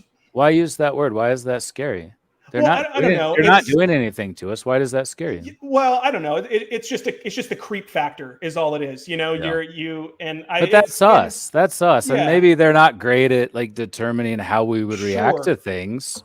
Sure. They gave Terry Lovelace screen memories of scary monkeys, probably thinking that a monkey would be something fun for like him. that. Yeah. 1 second. They're not great at figuring out what our consciousness would accept, but I don't see it as scary. I think if they're here, I wasn't saying that was malevolent. It's more like clowns are scary to some people, you see it, and it's to me, it was unsettling. Like, oh yeah, that's kind of creepy. Like you look at, there's some person that's, I see. And often that you just contacted consciously, who may or may not be part of a future reality or an extraterrestrial civilization. Yeah, I get it. And they were putting out that intent. I think it's important to notice that they were putting out that intent to see, and that intent, it wasn't just like any person standing out is going to see this, right? And there's probably a lot of people that walked by them like, what the hell is this bro doing? The intent going out, that conscious connection was picked up by beings who arguably have the ability to read our minds and interact with us on this super consciousness hive mind plane. Yeah, and Mike, I really resonate with what you said before, sort of from a scientific perspective about consciousness and sort of what is humanity, and I really am sort of from a kind of a metaphysical standpoint, I'm kind of a panpsychist or a panentheist, in that I think that consciousness is fundamental to reality. And I get onto the Teilhard train, where I sort of think that consciousness, when we see it, it's in all things, but that it only gets to a spot where it's almost as it builds in complexity, and once it's in a concentration that we can recognize it, we recognize it, but it's been there all along. And so I do see I think there could be some good things that could happen if we start to recognize that in all of creation and all of these different NHIs as we start to interact with them. And I do think that this is going to come up more and more, because the conversation, due to all of this recent news, is going to shift. I think it's going to shift from UFOs to NHI. And that's exciting, to some extent. Maybe HI. Mike. There you go. I'm sorry. Who knows, right? Yeah. Who knows? Nobody knows. I just don't know if we need to put the in there. Right? I'm glad to hear you say that. Like but right before our break, I went on that rant that you're addressing, and it's hard for me sometimes to hear myself say those things. Mm-hmm. Yeah. Because I grew up in academia. I grew up as a biological anthropologist who studied statistics. I had a graduate minor in statistics. Like, I was raised to be a reductionist materialist. Right. That's clear. That's where I came from. Too. That's where I came from. And then I walked away during our bathroom break, and I was like, wow. Like, that's so far removed from what I was trained to be as a scientist. And it's hard. It's like this it's this weird juxtaposition of realities where like I still see hypothesis testing statistics, but I also understand that we're talking about something that is much deeper than that, something fundamental like consciousness, which we're also not allowed to talk about. You know, we're actually gonna address the idea of consciousness, and honestly, I think that Daniel, I want you to finish your point because there's something I wanted to ask you. I wanted to address specifically about what you're saying. So, sure. No, I mean, I was pretty much wrapped up. The only other thing I was going to mention is, there's a really interesting paper by Dr. Hal Puthoff on, I think it's hosted on the Earth Tech it's actually hosted on the Earth Tech site, where he talks about his journey as a scientist and that it's his intent to sort of find a unifying theory between the metaphysical and the physical. And I think that's I think it's really interesting. It's not long. He talks about sort of honestly the perennial tradition, kind of the stuff that that Kripal would talk about, or Diana Pasulka would focus on, but also how a lot of those things that they explore tie in to some of the experimental some of the physics that that he was looking at. So I just wanted to throw that, and anybody else, that it's really interesting, and I think it gives some insight into him and what he's about too. Right. He's a fascinating character, obviously. Yeah, absolutely. So I think it's, and again, I'm trying not to focus too much on any one specific point, but I really think that it's important to note some of the things you guys are saying. And one of those things is this idea that there's that some of the physicists are talking about. I think you're referring to quantum entanglement, right? The consciousness has this connectedness to all things. It's what you think. Yeah, like quantum field kind of, right. or quantum field, or again, I'm not a physicist, y'all. I'm just out here trying to read books and stuff. But no, like when I listen to the idea of, and you mentioned, Mike, you're stuck on this future human hypothesis, and I want to talk. Stuck on it. Man. That's the absolute worst way you could possibly say that. Okay. The absolute worst way. Let me be other than like this future human hypothesis is just raw dogging you from behind is maybe the other worst way you could say that. But no, I'm very open to other interpretations of this phenomenon. No, you are. I'm really glad that you said that. Mike, please stop publishing things about this hypothesis, okay? So seriously, I'm not saying it's true. I'm just saying it makes the most sense. It's more plausible. To you, it makes the most sense. To me, it makes the most sense. So I think that you mentioned that you have this reductionist approach to this phenomenon because it's part of your training. It's part of what you've learned. I grew up that way. I've transcended that, and it scares me. That's interesting, and I want to get into that after. If you can stay for the third hour, I want to have a more. It's just going to be an open conversation. If you guys can stay, whoever wants to can. And by all means, it's not necessary if you don't want to. But I did want to kind of get into some of the things that you're mentioning because I think they're crucial to understanding, to at least exploring some of these ideas and giving some contrast to them. So let's talk about this idea that they could either be interdimensional, or in your case, Mike, there's no differentiation between interdimensional and futuristic. They're from the future. What is the term again? Extraterrestrial, crypto-terrestrial, interdimensional, ultra-terrestrial. I think they're all ultra-terrestrial. Well, ultra-terrestrial I thought was like the whole gamut. I thought that was like all of them. I think we need a new word because I think all four of those, and even there's the potential that extraterrestrials could be future humans that go to other planets and come back, right? And just let's talk about their earthly origins. We don't have to talk about that. Yeah, we're going to talk about that because I think it's important. Let's talk about the impact that this information. We've been studying these things and talking to people, especially we've been talking to people who have been directly involved with this phenomena. It's Matt, to your point, that Mario, and of course Daniel and Mike, you guys you've written books on these types of things, this field. So I think it's important that we talk about. We already accept these things as possible. The chat, y'all already know what's up. We're talking about aliens. But everybody else, the rest of the world, the common folk, the normies, this information is a lot more difficult for them to digest. What are the implications to them, to a mother sitting at the dinner, making dinner for her children, getting ready for the next day, to a father who's worked 16 hours in a laborious job where he doesn't have the energy to read about all this stuff and hears, for example, that there's something that gives him this ontological shock, or that gives him this moment of as Louis Elizondo mentions, of a somber moment for himself. What about that impact?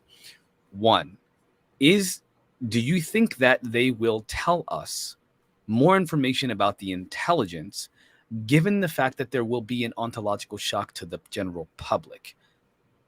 And two, what do you think that ontological shock will be like? Disastrous?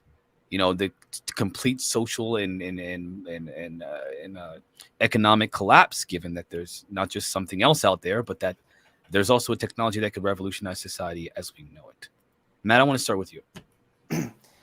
Yeah, I pondered that same question as well. How would people react? Of course, a good example of how we didn't do such a great job was the toilet paper hoarding and oh my gosh, yeah, all of the What? I thought that was craziness, great. I thought that was the best reaction to a pandemic ever.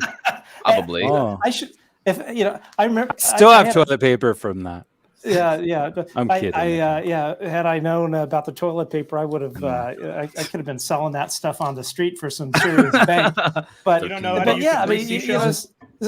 see, you wonder like how would people react? So I have very I have some who I consider pretty smart friends that don't track this subject.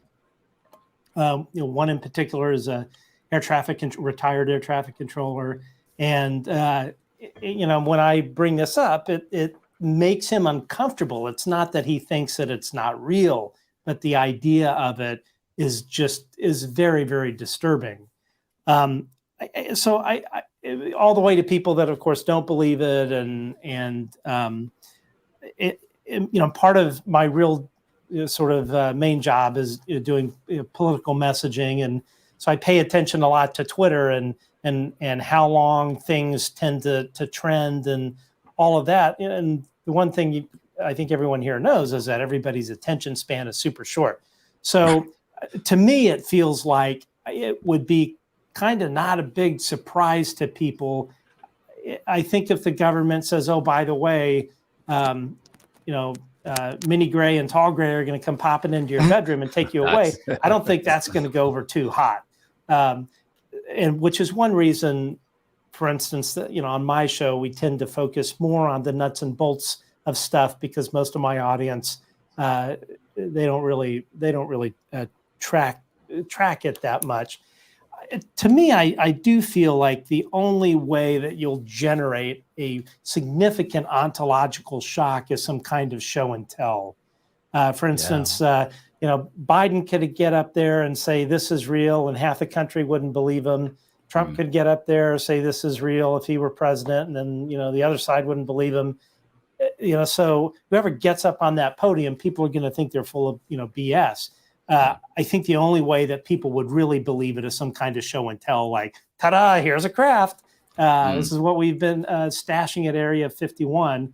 I think that would probably generate a good bit of ontological shock. But I would say that I do think, in my personal opinion, I think it is necessary. And we wouldn't be at the point of needing to rip the Band-Aid off if the government had done the right thing, 80 or what, however many years. 90, that was a big revelation. Yeah. So, they've been hiding this for such a long time. And as Louis Elizondo, I think, had probably one of the best analogies. It's like a piece of lettuce rotting in your refrigerator. It's not going to get any better the longer you leave it in there. It's better to just get it out. And I think that we're really at that point. And one final thing that I'll add, especially in today's world where there is so much skepticism towards government and trust in government, the longer this boil continues to fester, at some point it's going to blow, and it's going to. The longer it waits, again, it's not. As they say, it's not the lie that's often so bad. It's the cover up and the lying to cover it up. I think they got to do it. They got to pull the Band-Aid off. I do think obviously that there are things related to national security that have to stay under wraps. But I will say the people that I speak with in the intelligence community and in the defense community that are for this, they are of the opinion that there is no negative consequence to national security in just saying that these things exist. We're interacting with them. We have craft. Yeah. That it's a consensus across the board, and with the people that I talk to, there's no reason public can't be told. To be fair, I've got to, and I apologize. I want to go to Daniel here in a second here, but I got to say that what we're being told.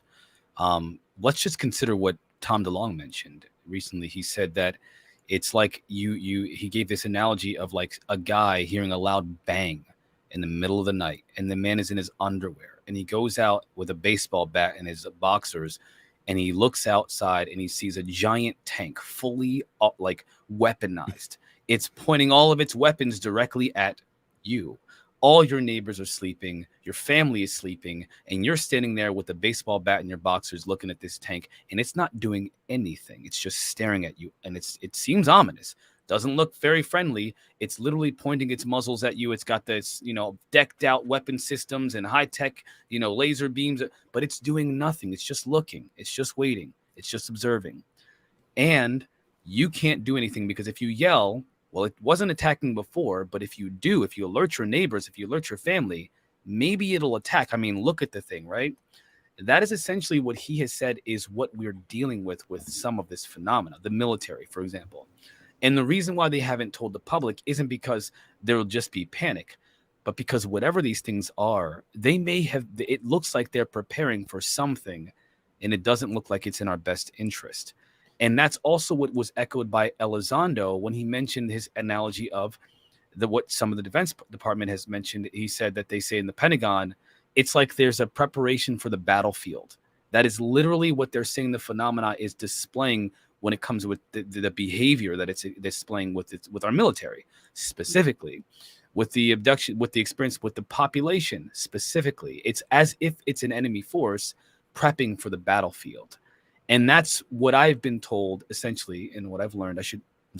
That's what I have learned, to be clear, is why the government hasn't said anything. Because by telling them, we're putting ourselves in humanity in danger. Now, Daniel, I'm sorry. I just want to add that context. If you could please answer the question. I'm sorry. Yeah, thanks. Can you repeat? Because I was listening to what you were saying. Go ahead. I'm so sorry. So No. With that in mind, my question was, what do you think would be the effect on the general population? And Right. I think Matt added something new. What do you think it would take to convince them? Oh yeah, that's great. So I think that I've been thinking about this a lot lately. I had a friend I was talking about who is not one of us per se, but is starting to kind of pay more attention. And I think that most people have become so accustomed to living with what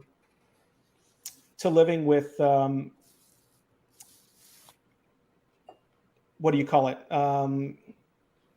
Sorry, I'm blanking. Sorry, I have a 2-week-old right now, so my brain is a little foggy. Congratulations! Thank you. Congratulations! Awesome. Yeah. Feel your pain very much. 2 weeks is a hard age. Wow. Intellectual. Kudos to you for doing this. What do you Oh call man, it? that's Intellectual dissonance. Thank you. What am I thinking? Give me the word. cognitive Cognitive dissonance. dissonance. There you There you Yes. go. Yeah. So I think most people have become so accustomed to living with cognitive dissonance that I think that we're calloused in a way. We're not thinking about these kinds of existential questions like maybe you and I might be, because we're kind of like living in we're kind of swimming in these waters every day. And so I think that, kind of like Matt said, your average person, I don't think is going to have the ontological shock that maybe we actually hope they will. Because I mean, I'll be honest with you, ontological shock for me was a plus, not a negative to disclosure. Like I thought, this is great. Like we're going to rock people out of their, kind of shake them out of their paradigms. And, so that maybe this consciousness growth thing can happen. maybe people could kind of look around and start thinking about put their lives into perspective, put ultimate reality into perspective, and kind of move people along the path. But the bottom line is that paradigms don't want to change, and they're certainly not going to change easily. So I think until people are sort of, have that experience, that contact experience, of being literally like dragged, I'm talking metaphorically here, kicking and screaming, right? Having those paradigms just thrown out either by by ultimate reality, because that's what we're talking about here. Anytime we talk about anything, we're talking about ultimate reality. What you see one place, you see all places. And so, I think that, this is going to matriculate down where people are going to find, what does this mean to me personally?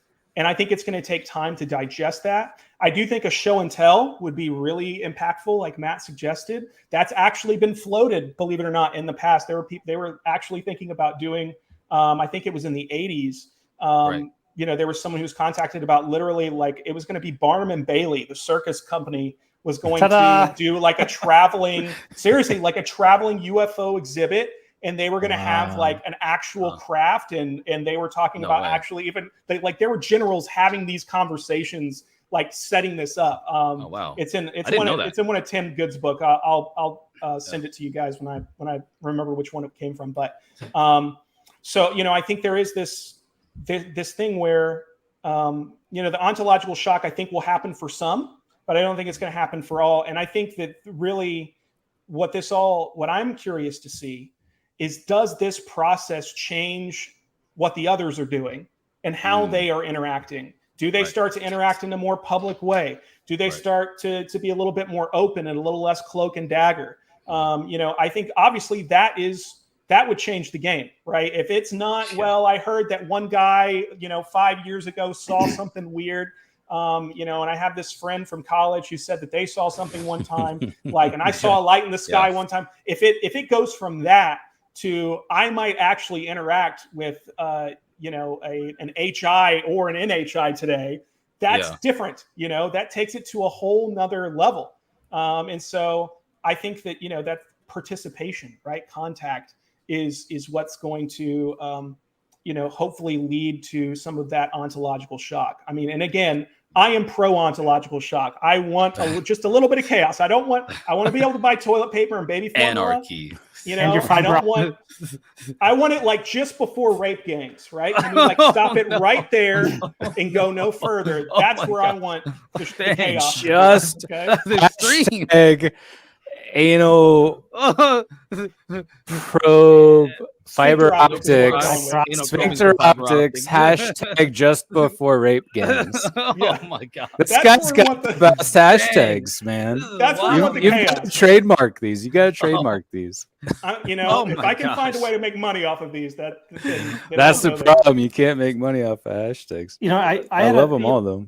In terms of, so one thing I didn't bring up about what was kind of the precursor to me seeing stuff was I wrote an article for the Debrief about, I've studied U.S. and Russian nuclear policy since the 1990s, sort of been a side interest, and wrote an article for the Debrief, and of course reached out to Robert Hastings, and he and I really hit it off.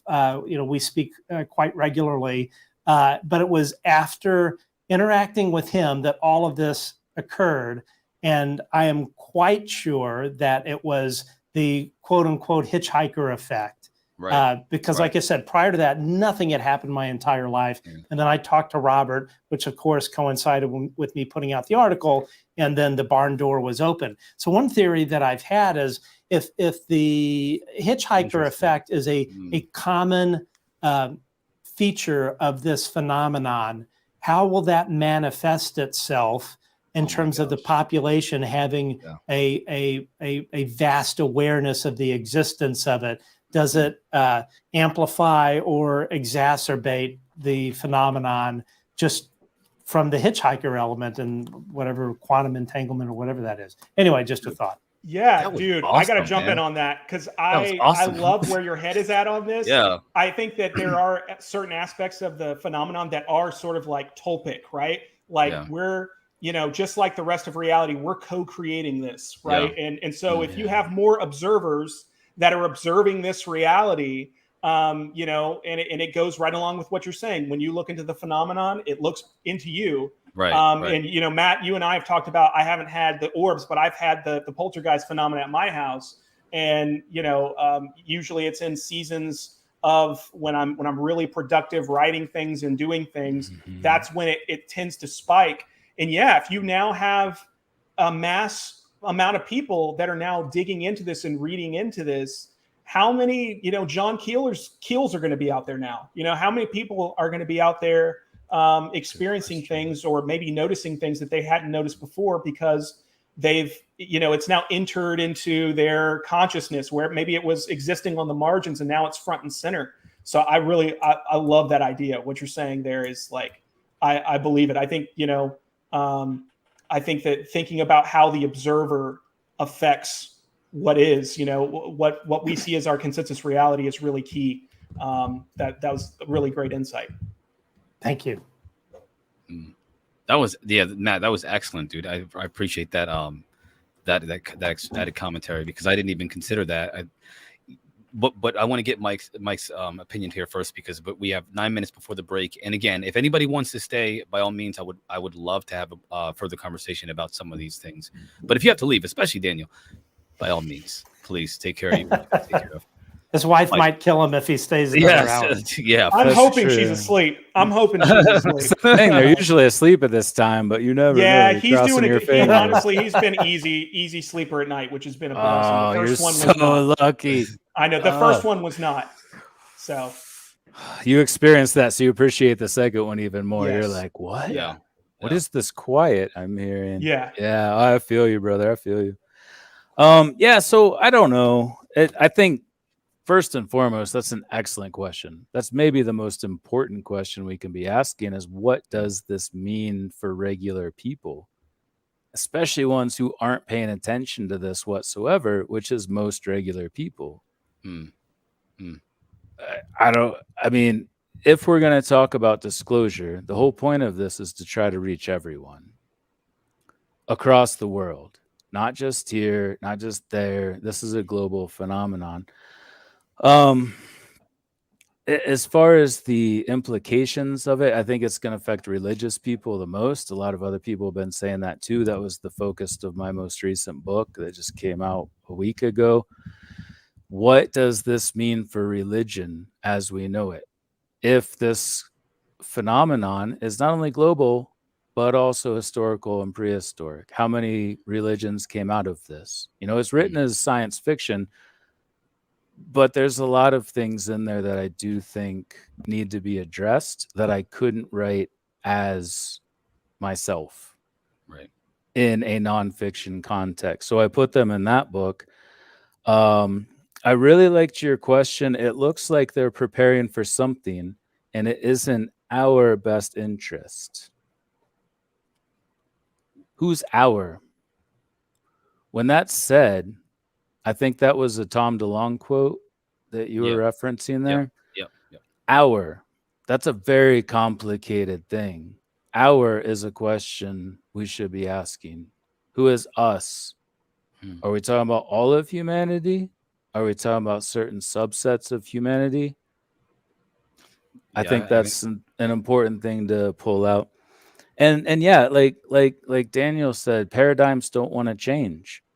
People don't want to adjust to something. And how can they adjust to something if, as you said, good sir, there is no ontological shock? If you don't get uprooted from your seat, if that car crash doesn't happen where you're thrown out of the windshield and suddenly you have to look around you in a different space because something tremendous and impactful just happened. Wow, you summed it up way more compact than I thought there was. I take notes. I can't do that. Yeah, I'm not very good at note taking. I apologize, ladies and gentlemen. So Excellent. So I appreciate again all of your. I didn't actually answer anything. I just think it's all stuff we should be talking about more. You noted Sure, the fact that I think it's important what you said, that you noted the fact that it's important we consider this, whether or not there will be ontological shock or not, and how that will impact, if there is, the general population. I really, really like what Matt said about the idea of the hitchhiker effect. By making this public, will we then be exponentially increasing the contact experience with this phenomena, whatever that means. I'm not giving any kind of I'm not assigning anything to what that means, but you understand, whether it be the abduction phenomena, contactee, the experiencer phenomena, the orb phenomena, whatever the gamut of things that there are associated with this, poltergeist and so forth, will it increase that effect on the general population? And if it does, what will it amount to? And I think I would say that's terrifying. You talk about the thought doesn't scare people, but the visceral experience of it would.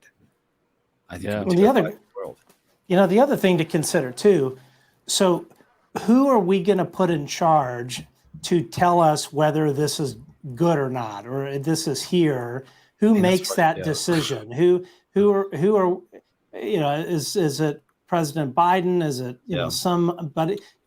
How are we going to determine who that person is that we're going to trust to tell us as a species? But why? Why does there have to be a person? I personally believe that all of this was initiated by these others, these visitors. Call them whatever you want. This is happening from them, and you're looking for that thing where they land and they show themselves, like you said, Matt. And I think you're absolutely right. That's going to take that.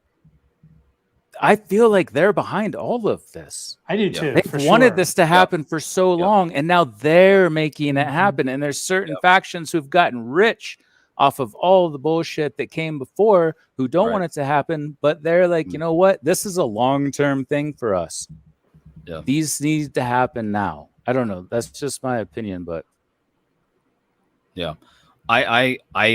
I think it's difficult when it comes to who can decide what's good for us. I think that's a very difficult question. I don't think anybody can decide what's good for anybody, except for if we were to consider that in medicine, we trust experts to tell us what's best for us. And of course, they're sometimes wrong. But in any field of study that requires someone that is an expert to tell the public, hey, this is what's best for you, the question is, what would that be? Sociologists, psychologists? I think that it is important to consider whether or not there is a faction of people or a conglomerate of people that can say, hey, listen, these are the objective truths about the effects of the phenomena on the human psychology or biology or whatever, and therefore it is objectively not good or just benign, or it's maybe individually, it's based off of what your perception. That would be so bizarre, but again, that's a very difficult thing to answer, but I think it's an important thing to mention that. So just to your point, there are people I think that could tell us. I believe in objectivity. I think there is an objective truth about the phenomenon. I am not of the persuasion that it's just a subjective experience. I think that we all understand that pain is subjectively unpleasant. Stress is not necessarily subjectively unpleasant. It depends on the type of stress that is objectively unpleasant or pleasant. For example, exercise is a type of stress that can be helpful to your body, unless, of course, that type of stress causes an illness, like you're doing it in excess. We can objectively determine what's good for us, period. However, the phenomena is not so black and white, and that's the problem that we face here. It's like Mike said, that's, our nothing in this world is black and white. It's not binary. All, so if this multiple shades of gray exist here on Earth, certainly I would think it's a universal trait. Yeah. So, gentlemen, are any of you staying with me for the last hour? We're going to have a more open dialogue. It's not going to be. I don't plan on asking any more specific questions about the topic. I want to know more about your thoughts on the topic, because I think that each of you has a different perspective, and especially, of course, I'm just out here reading books and stuff, watching videos. I don't know what's going on. You guys are I think, are the veterans here. So you guys will stay if you stay. Oh, I'm staying. Yeah, I'll stick around for a little bit. Yeah, I'll stick around. Sure. All right, it's All right, on. guys. Peer Hour pressure. 3, baby. I do have to Great. pee first, though. Can we take Yep. a piss break? We're You taking don't a cash for these things? Oh my gosh. What? No, I have You a don't Coca-Cola cash? bottle underneath Oh, my. okay. But I can't hit Oh. it. It's dark under there, so I just then I piss all over my floor. It's not good. Yeah. It's not good. 1 a hour spray. interviews, I cath. 3 hours, normally it's the whole He's- 9 he's- yards. So He's pulling a me. Listen, he's pulling a me, myself, and Irene right now. He's just, he's getting excited. It's I going was doing it with me. everywhere. I know. And sometimes I don't even know I'm doing it. It's like an interesting question. It's just spraying like I think I hit my cat earlier, honestly. No. It's a nice setup, by the way. You might yeah. want to watch out, man. Ladies and gentlemen, we'll be back. It'll be a little bit more sanitary when we come back, hopefully. Stay tuned. It will It's be. getting wild and crazy, ladies and gentlemen. All right. We'll be back after the break.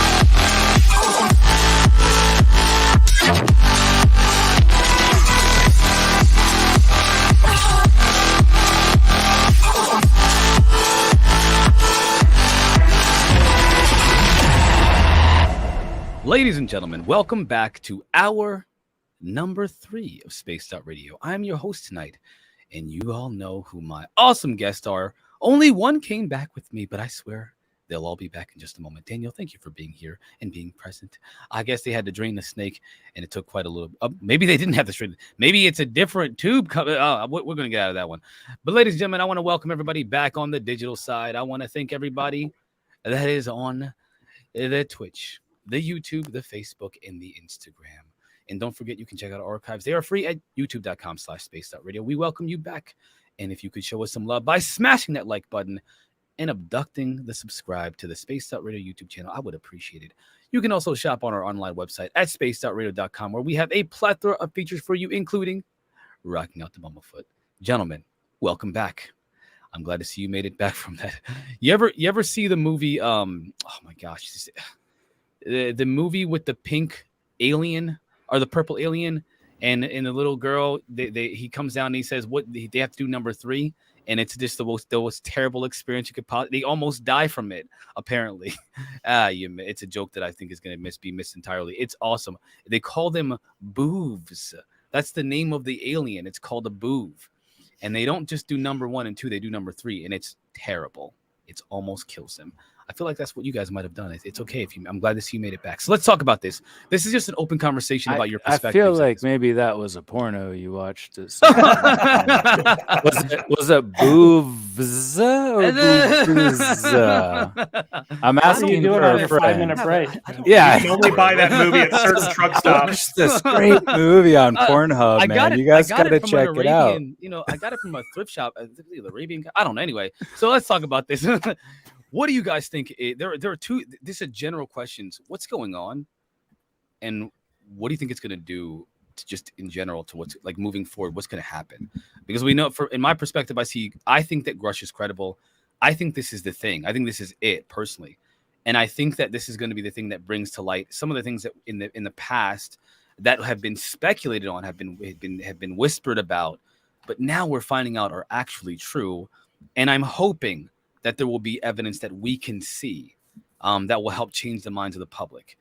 The question is, I always have is like, what's going to happen? Like, what's going to happen? Will the phenomena just show up? Are they going to land on the White House lawn? Are they going to start showing up in people's bedrooms? Let's just talk about it. Like, what do you think is going on? What's going on? And this isn't anybody question, so we can free for all it. If you get.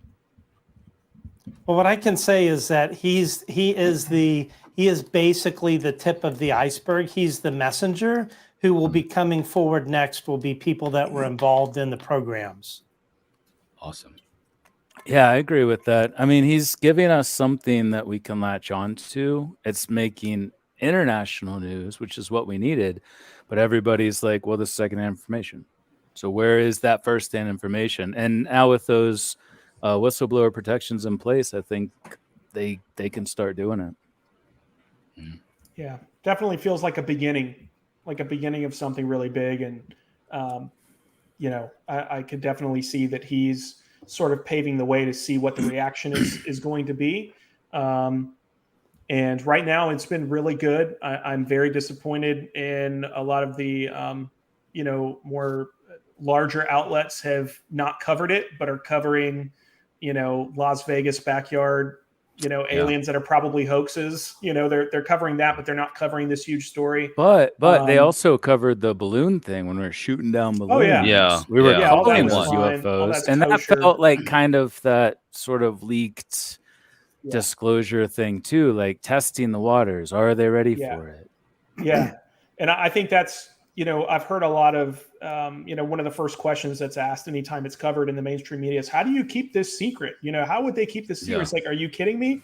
You don't have to keep the secret because you don't care. Like, none of your journalists are digging into this. You don't want to know the truth about this. Why would we need to keep it secret? We're not trying to keep it secret. We're putting it all out. We're blasting this out.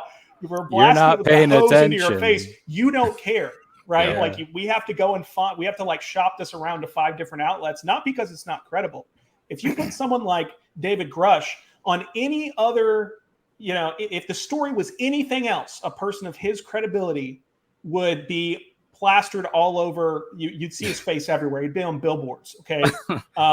But because the stigma is so ingrained, because it's so strong, you don't see him anywhere, and it's an abdication of responsibility, and it's disappointing. It's something that Ross Coulthart gets really mad about, and I'm with him on that. Yeah. I think it is a huge failure, and I think that there will be people who write dissertations and who publish books and long think pieces in the Atlantic about how the failure of mainstream media. That'll be in 10 to 15 years probably. Yeah. About to cover this responsibly. So, it's a problem. Well, I think again, I think to your point, I'm glad you mentioned that, especially on air, because I need that. I'm going to use that clip. I'm going to clip that for my audience on Twitch, because I've been trying to talk to these. I love my people, but man, they're so skeptical. And that's kind of my audience. My audience, they love to see me delve into these things and challenge their skeptical perspectives, because I do tend to bring a lot of credibility to the claims. They just have a hard time believing them without physical evidence. I think that, and of course, when you mentioned the mainstream coming out and making these and covering it, that is perfect. I need that. And another thing, there's somebody that asked a question that I thought was interesting. So if anybody has questions, you can, I'll try to bring them in, but we're having an open dialogue here. But recently someone asked if aliens believe in God. I don't know if you can even answer that question, but aliens are God. I just answered it. Aliens are God. Oh my God. Are you being facetious? No, I'm serious. I think that they are what have been called we guarded the gaps throughout history. We've aliened the gaps until now. We're talking about the same thing. I'll just put that out there and then step back. I totally agree. Yeah. I agree with what you're saying about guarding the gaps and then aliens the gaps. I tend to disagree that aliens are gods. I'm not saying that. I'm not saying that. You're saying I'm just saying they're used as the same thing, and they have been seen as the same thing throughout history. Yeah, no doubt. Yeah, that's a good clarification. I think, I don't know. That's a really interesting question. Like, do they have a conception of God? What kind of conception of God would they have? I feel like certainly they'd be, you would have to think that they were beyond sort of like a very centered particular notion of God, that like God exists in this one particular, sphere that, is in this galaxy over here. That's where it is. We can't get there, but it's there. Trust us. I tend to hope that they believe in the exact same notion of God that I believe in, right? Wouldn't that be nice and convenient? So nice. And if they don't, they're probably wrong. Just because you have technology doesn't mean you know everything. Burn in hell. Yeah. Oh, yeah. For sure. Yeah. Oh man, he took it there. Well, the Catholic Church is now being outed as people who know about the phenomena and have made statements such as aliens can be baptized as well. They can be good Catholics too. Now, let's not get into the imagery that the Catholic Church has presented to the public over the centuries, but because to me, it seems like the entity that they are supposed to be fighting against. I don't understand why their imagery is so the antithesis of what their God is supposed to be. But I do find it very interesting that they've accepted the possibility of aliens believing in their God. I think it's just a matter of time that this is all going to hit. So yeah, I think it's smart to lay the groundwork. And they know it's coming. To this situation here, I have another question about the idea of God. There's allegedly an alien interview video. Do you think it's real? From what I understand, the video that's out there, the dark shadow, and it's like bobbing around, and it has a seizure, and there's a guy in glasses in a dark, with the hair. He's kind of in a costume. He's essentially saying this is what's happening to this being. It's sad to see. He's being essentially interrogated, and it's compelling. But we found out that, at least from what we were told, it is a recreation of an actual interview with a real alien. And now we're being told that interview is being shown to members of Congress by David Grusch. That there's an actual alien video being shown to members of Congress. That's what's being circulated through the news cycle, at least in this moment today. Okay, so I have issues with that, and I'm sure Matt will want to comment on that too, because from what I understand, most of those senators and those representatives can't have seen that stuff because there was an active investigation going on. So I don't think that Grusch was able to actually testify directly to to them, and certainly I wouldn't think he would be able to provide a lot of that classified. That would certainly be classified. I would think he wouldn't be, he wasn't authorized to give out any photography or videos. But I heard those same rumors that it was Andre Carson was one of the ones who was there who saw it. But I don't. That doesn't sound legitimate to me. But I don't. Matt, do you have any insight into that? I know you've been digging into that. Yeah. So so we reported the other day that when he testified to the House HIPSI, that that the only people present were 20 or so staffers, the IG representative, the representative, and then the committee lawyers on the House side. However, on the Senate side, the only people that showed up were Grusch, the IG representative, and a court reporter, and the 2 lawyers for Sissy. That was it, 5 people. So there was an article, one that was out about, I believe, from the debrief, and I think Leslie Keene may have stated this too, that it wasn't possible for him to testify, and that was maybe the reason the senators or the Senate staffers could not attend because of an IG investigation. Well, that in fact is false. That is not true. The only requirement is that the people that are in the room, because they're all in a skiff, all had TSSCI clearance. So if they have the tickets, as a matter of fact, if you look at the intelligence community whistleblower provision, one of the provisions is if the complainant chooses to report directly to Congress, she must first provide a statement to the head of the intelligence element via the element's IG, providing notice of his or her intent to contact the congressional intelligence committees directly. Moreover, the complainant must follow the head of the intelligence element's guide on security and protection of classified material. Also, as well, in the event the IG does not report the complaint, does not find it credible, or reports it inaccurately, the complainant still has the right to submit the complaint to either or both congressional intelligence committees directly. So, it's right here in writing. It's this whole thing about the senators or congressmen couldn't attend because it was an active IG investigation is total baloney. So you're saying that now, pardon me? Go ahead. I'm sorry. I was going to interrupt before you finished.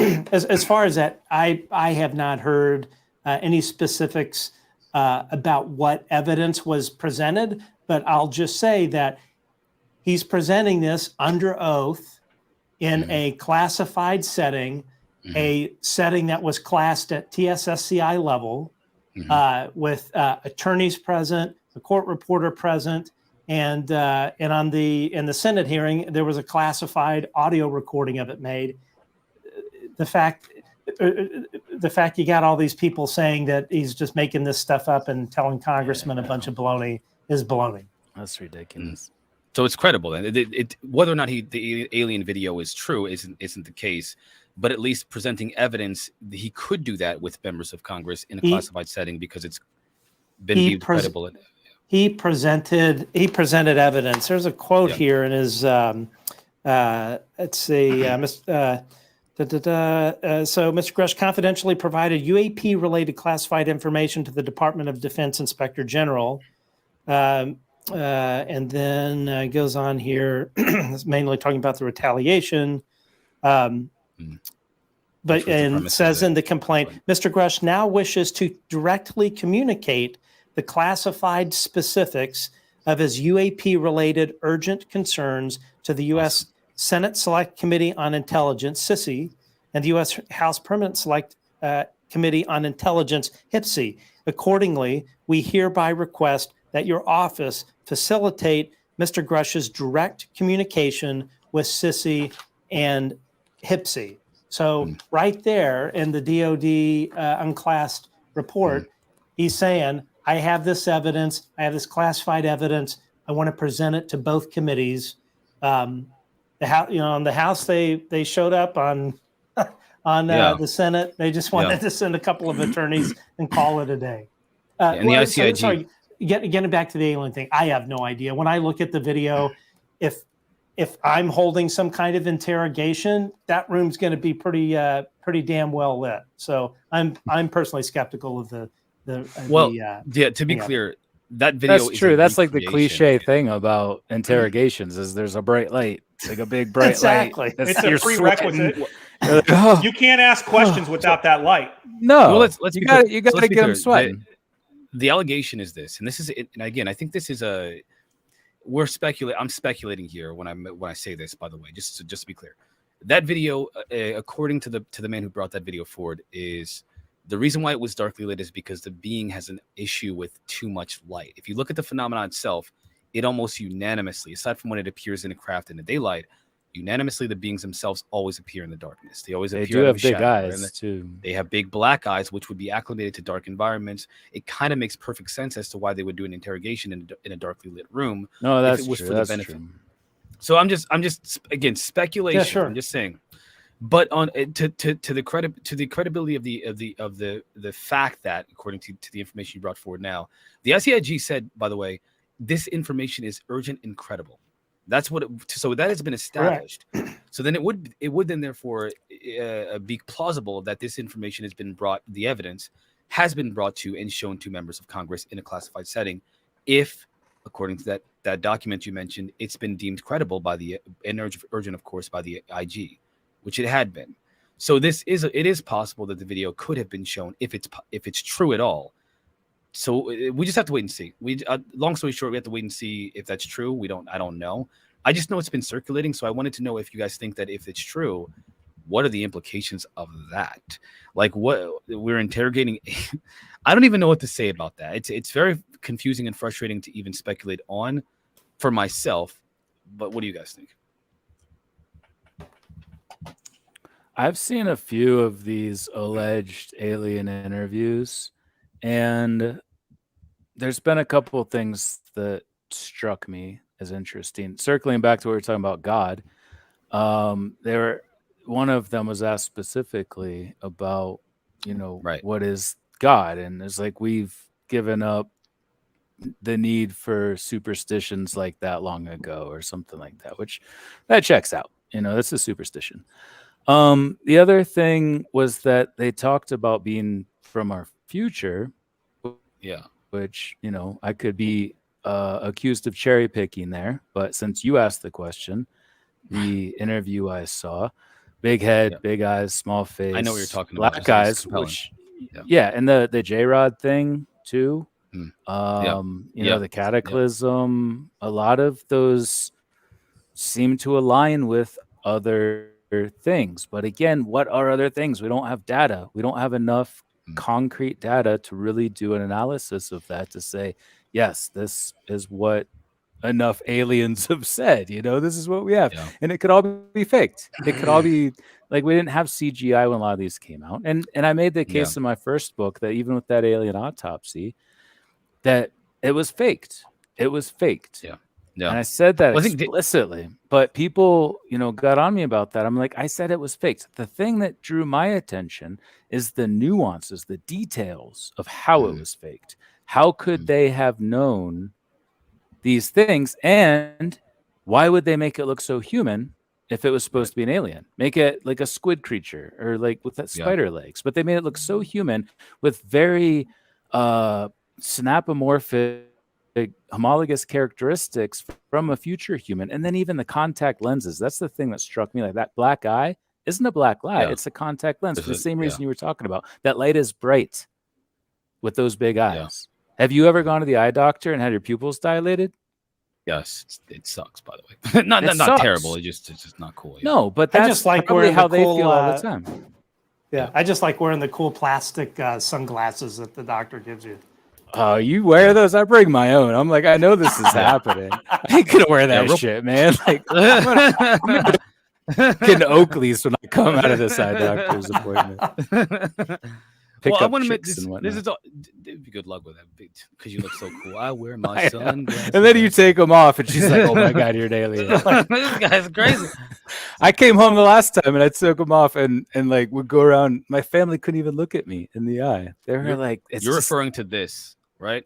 This interview. No, Yeah, that that's, interview. That's like a. That Oh, I interview. thought that was like the CGI Well, one. no, I was this is the looking one at- that this is the one that he's referring to though. But He's see, mentioned where it says again, the traveler- even if Yeah. it's fake, the things that are said are Compelling. suspicious in the same Yeah. way that the initial like Mhm. the alien autopsy video that is faked. Yeah. There's things that make you think this is based on something. That's all I'm saying. Yeah. It's based on something. Yeah. Well, that's so here's my I think that Daniel made an excellent point earlier about when it comes to like looking at the data and then saying, well, listen, even though this information there's disinformation campaigns, and so they release it in some form and they desensitize people to the fact that there is this type of data out there, but not exactly as it's being presented to us. So, for example, the alien interview could be a representation of something real, but altered for the sake of confusing the population as to what it actually is. I think that was Yeah. excellent, by the way. That was I a great really, point. That was Yeah. a great Yeah. So point. when the real video comes out, people are gonna be like, "I don't believe that shit." Like that. I've 'Cause it's- heard about that. On, Yeah, because Yeah. it's on associated David with Scott's radio tinfoil show, right? hat Like, people. yeah, exactly. Like I don't like, or you know, the big thing that I really is MJ12 served that really well. It's not so Yes. popular as it used to be Yeah. maybe 10 years ago, but it used to be that anything that even sounded tangentially related to MJ12 or similar to MJ12 was bullshit. Why? Because Yeah. it was MJ12. I Yep. heard that in MJ12, and everybody knows that MJ12 is bullshit. Well, guess what? That's how this works, right? And they sent those documents to the UFO community. Those might have been like actual documents. And they literally just said, you know what? I'm going to change that name there. I'm going to change this there. And now it's like, imagine you're a spy for Russia trying to find out what the U.S. knows and has. And, you know, you're trying to say, hey, I just got this really great intel about, you know, I found this paper about how they do the reverse engineering. It's this Psalm 101 thing. I found this. And they're like, oh, did you get that from a confidential informant? And they're like, no, I got it at AlienCon. No. And it's like, oh, well, guess what? What? Probably not worth risking any lives to go look into that further. So yeah, thanks. But And no they did thanks. it. They did it with Rendlesham too. Like within Rendlesham, Yeah. the story that was told was all manipulated so that they all told a different story. Yeah. So, messed up. so the guy that lives in Rupert Murdoch's basement actually found a I really love that. I'm used to a that. really a really interesting. It's just a little bit different each time. So he actually found it was a really good find. My hat is off to him for this. He found in some government spending website that the Arrow under ODNI was spending like $60 or $70 million with this company called SanCorp, SANCORP. And it was part of they were contracted for influence and perception management. No way. Which is a nice, IPMO, which is a nice acronym for, oh shit, I'm blanking on the name. Disinformation. So anyway, so this particular program actually runs under the Influence and Perception Management Office, runs under Ronald Moultrie, under OUSDINS, Intelligence and Security, and I hear they're all for getting out the truth on this UAP thing. Anyway, so this whole concept, which has been going on for quite some time, you think, well, there's got to be a law about spreading disinformation to the American public. There is not. These people, this type of operation has no regulation on it. So what is information? What would be an example? These are people that are sort of operating under deep cover that are say like writing blogs or members in the press. There's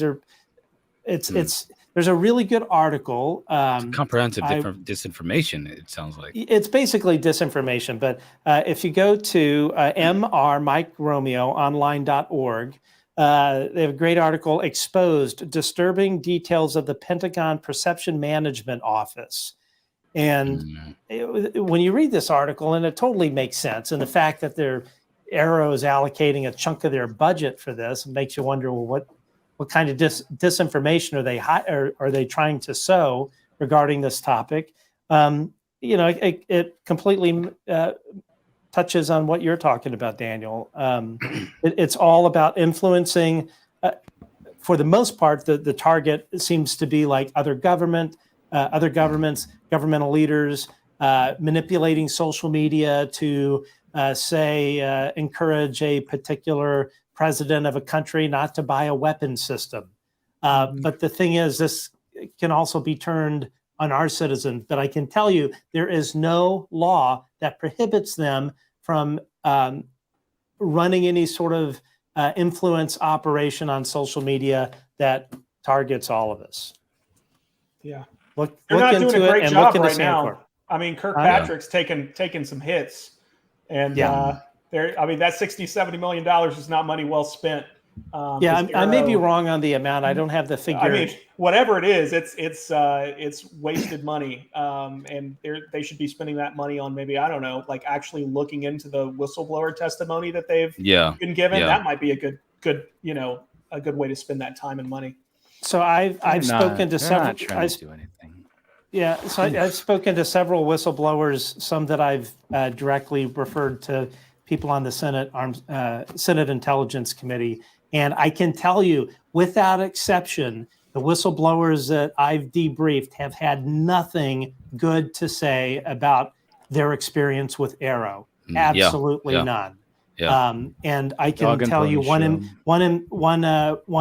person in former nuclear launch control officer that is not particularly well known was debriefed by Arrow.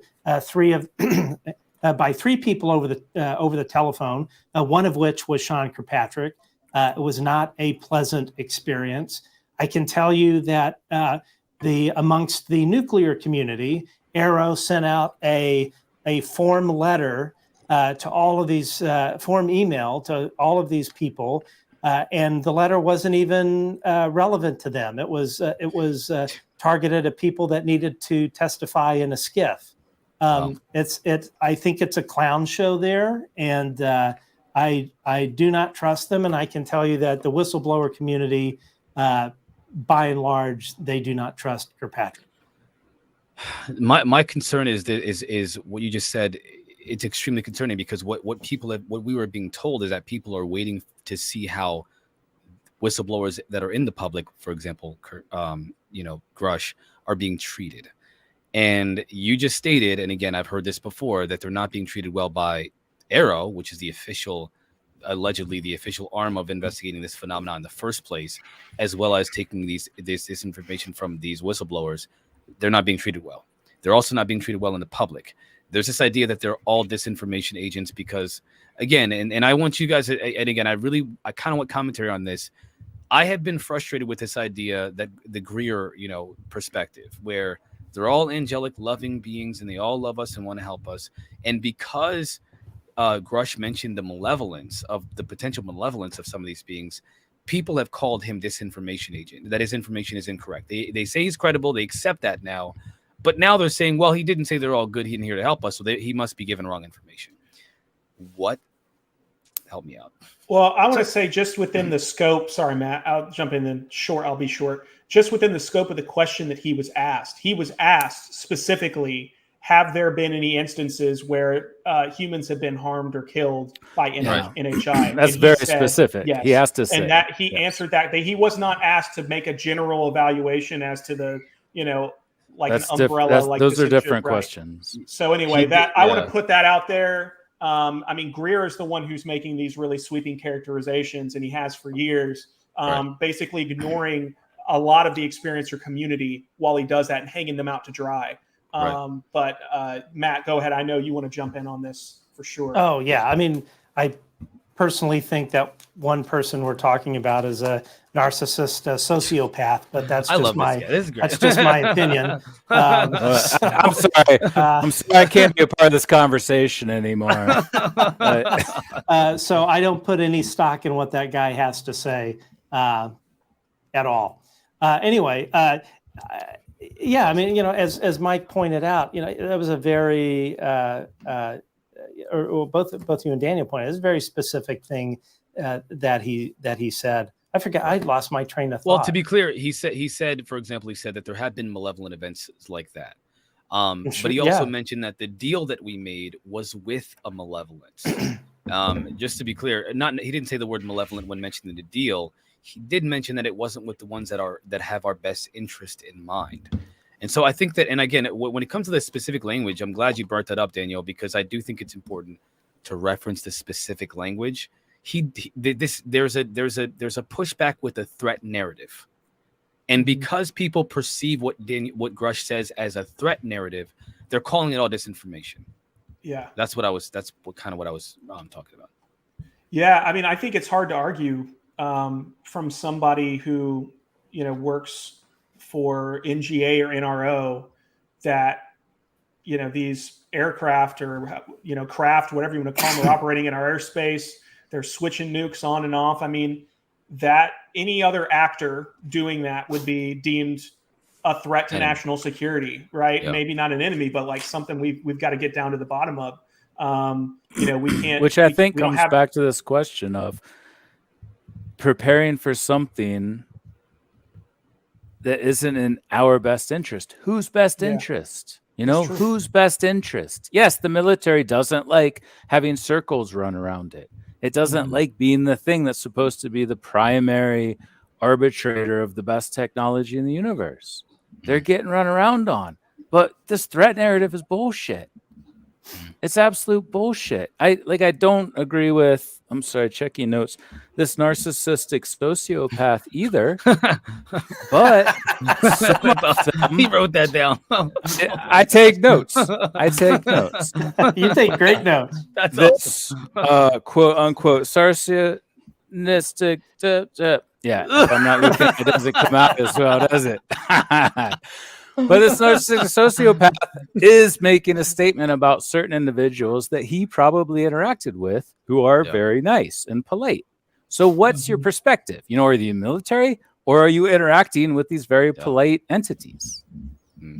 Yeah.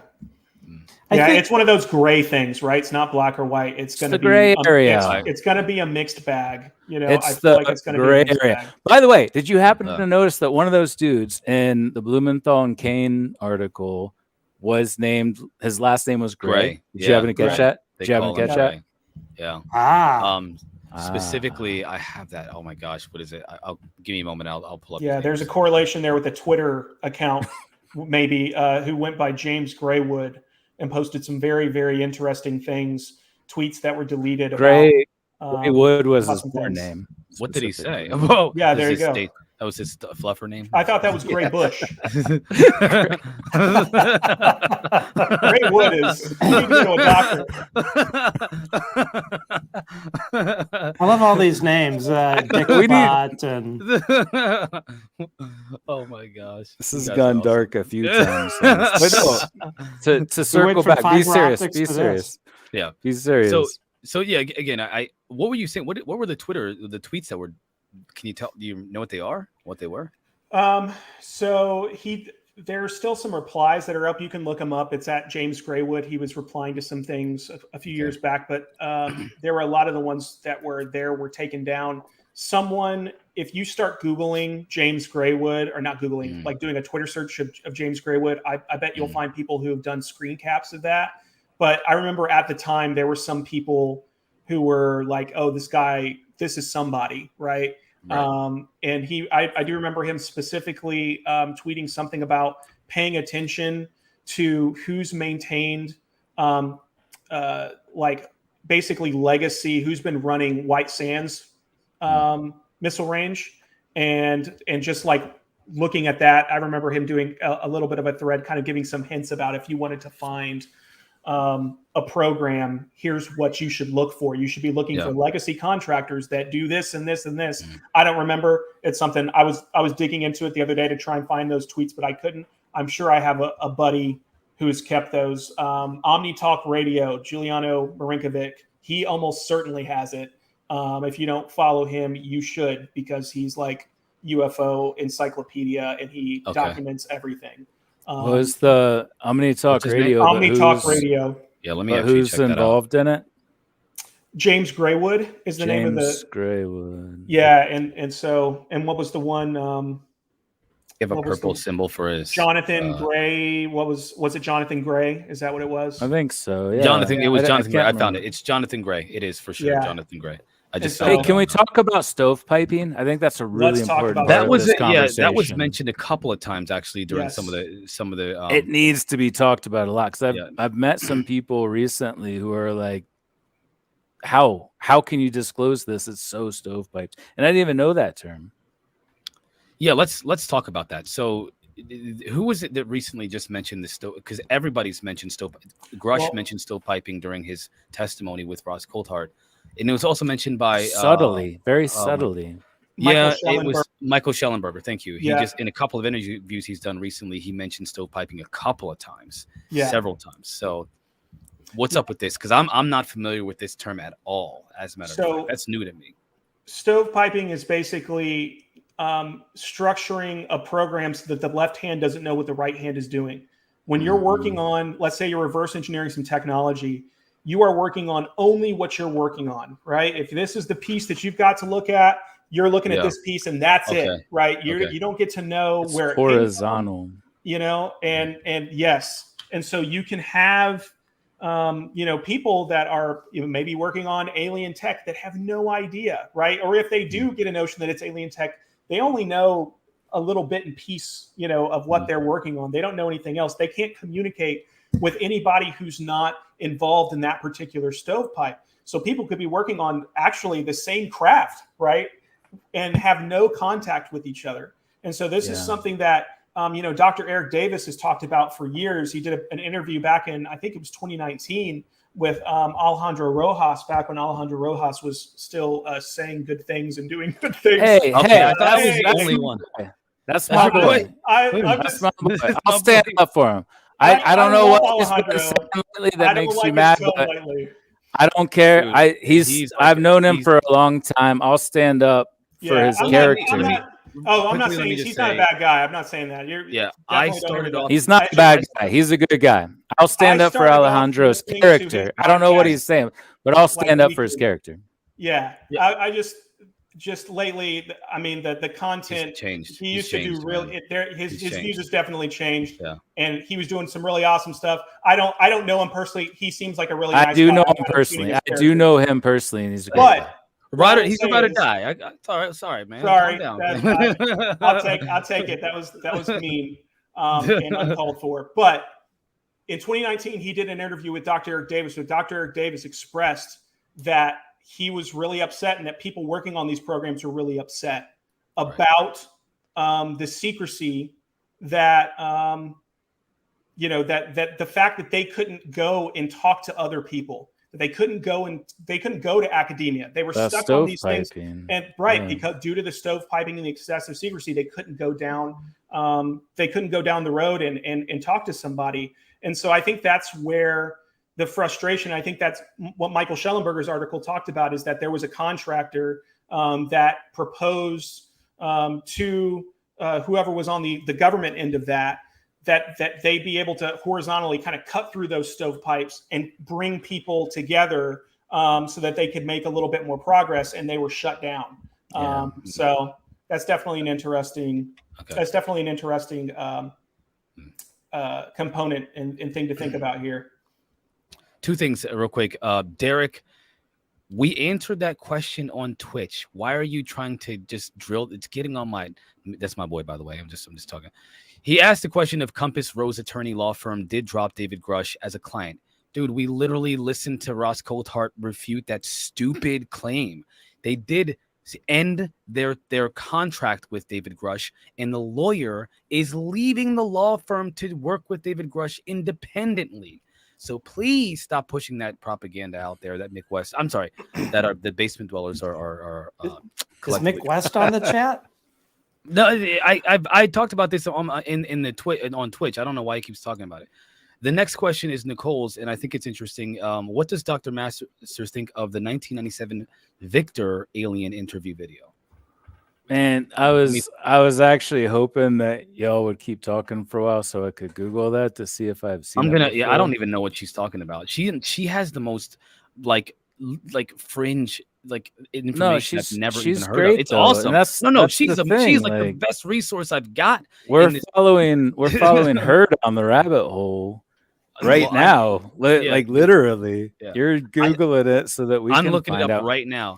And I'm looking it up usually right now. I say like, I don't know, I'll look it up next time, but you've been quick with the fingers to like pull stuff up.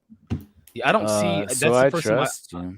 I just found out that this question because I was encapsulated by the things you were talking about. So I don't know, and I can't even. Let's find circle this back interview. next time though, because I already wrote it down. 1997 Victor / Allen. Yeah, I can't. I don't see it, Crap. guys. I don't see it. Alien interview video. Yeah. All right, tell her we'll circle back because that's a great back, question, Nicole. and I respect her questions.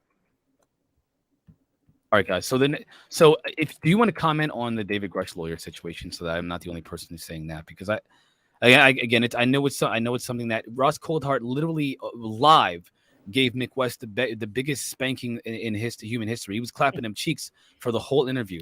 So my thing is that it's that people are using that as a way. Sorry, they're using that as a way to say. Well, just clapping them cheeks could go either way, is what I'm saying. Like, which way is he clapping them cheeks? That's how you cut the fiber optics. You gotta twerk hard enough that it just cuts them straight up. Oh, You unspool it all, and then you clap the cheeks, and that's how you measure it out. Oh, that's what we teach people: how to be abducted by aliens. Start twerking real hard. Just start twerking, man.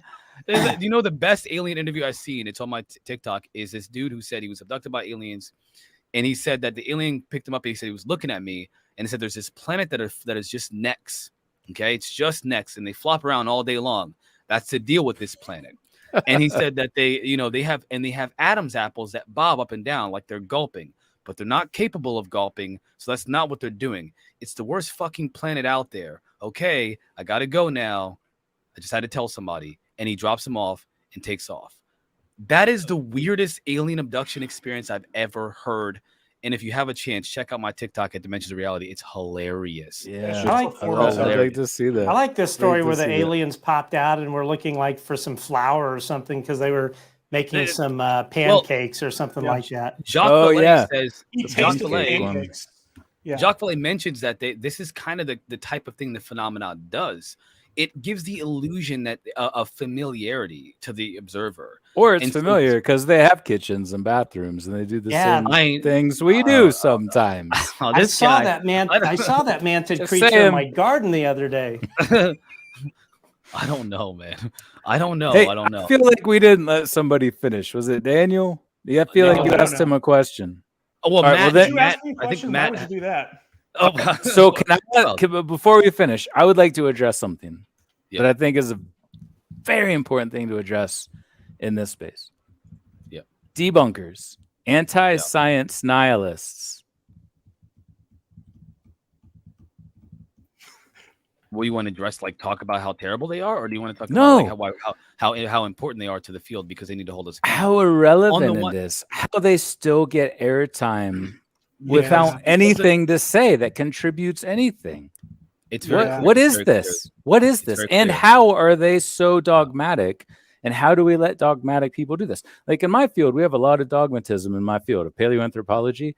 Like you have this this find, like the Rising Star Cave with Homo naledi, like it was really it was really controversial at first, and then we started looking at the data. But you didn't have people coming out like, screw you, this is wrong, everything you say is wrong, with like out looking at any of the evidence. But we have this in this field.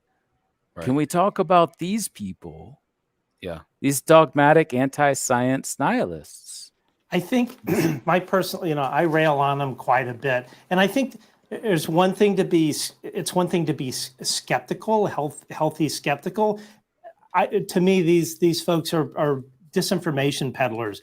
I mean, you look at the guy in Rupert Murdoch's basement. His whole MO right now is to try and smear Grusch's reputation through guilt by association. If you look at his recent tweets, it's like, Grusch knew this person, and this person said he saw a spooky ghost on Skinwalker Ranch, and he worked for this person. It's purely disinformation. Now, one of the theories I've always had about this guy is they're probably social media metrics that News Corp he's got to make to keep his employment. I don't know. On the Does flip he side work of for it News too, Corp specifically? New York Post is a News Corp publication subsidiary. But, sure. but then I watch this guy and I'm thinking, wow, they must pay a lot of money for this guy to live in an expensive city and sit around and tweet all day debunking UFOs. It's like, come on, Mick. I don't know. I can't figure that guy out to save he my seems life. genuine. Mick seems genuine. He's not as offensive as like somebody like Greenstreet, who is I'm not going to say the word, but not a very. We're all guy treading lightly here. Yeah, but it's good we're talking about it because these people don't seem to be grounded in reality at all. Yeah. No, I mean, their explanations are more convoluted than Mick East guy Mick East in the basement isn't making enough from the TV appearances. Like I see he has a book coming out, but he's not going to make enough from these to make a living. He must have another job. Well, so I think what's the angle? Is he being paid by somebody? I would say so. I think you think he's being. I think he believes what he's saying, though. I mean, maybe he I'm doesn't. There's it. no way he believes what he's saying because it's nonsense. You think that, but I've met people who are very smart, very intelligent. Matt, you're muted. Here's the analogy.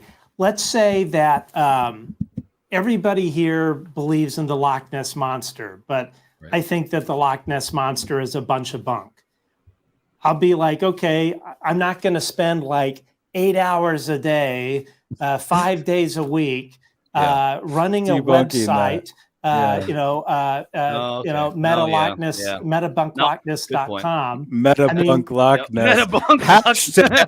Hashtag Metabunk Loch Ness. That's going on the list. I'm writing these down, by the way. You have to ask the question, why would somebody spend so much of their life on something that they don't believe in? If it were me and I thought the Loch Ness monster was bunk, I'd be like, okay, hey, you guys knock yourselves out. Talk about Loch Ness Monster. I'm going to go drink a beer or go walk my dog. That's actually, I've thought about that very thing, actually, Matt. Like, why do they spend so much time and energy if you believe it's not? I got a friend who's a complete skeptic. He doesn't want to have this conversation. He's like, dude, it's not even worth it. Like, you don't have enough evidence, and he loves to hear me talk about it if I have some kind of credible information. But he still stops at a point where there's no evidence, and he's like, "Okay, we're done here because you don't have anything." And that's healthy skepticism. That's what we need in this space. That's it. Exactly. Yeah. This is extremist. This is extremist, narcissistic, nihilistic bullshit. Like, what is that? I just don't get it. I don't get it. They must either be paid by somebody or they're those malevolent ones. Yeah, there you go. That's it. We figured it out. They walk among us, and he's walking among us. I don't know. But we should be talking about this. We can't just accept them and have them on TV shows. They don't know what they're talking about. I completely agree. They're peddling disinformation. They know it's not genuine, and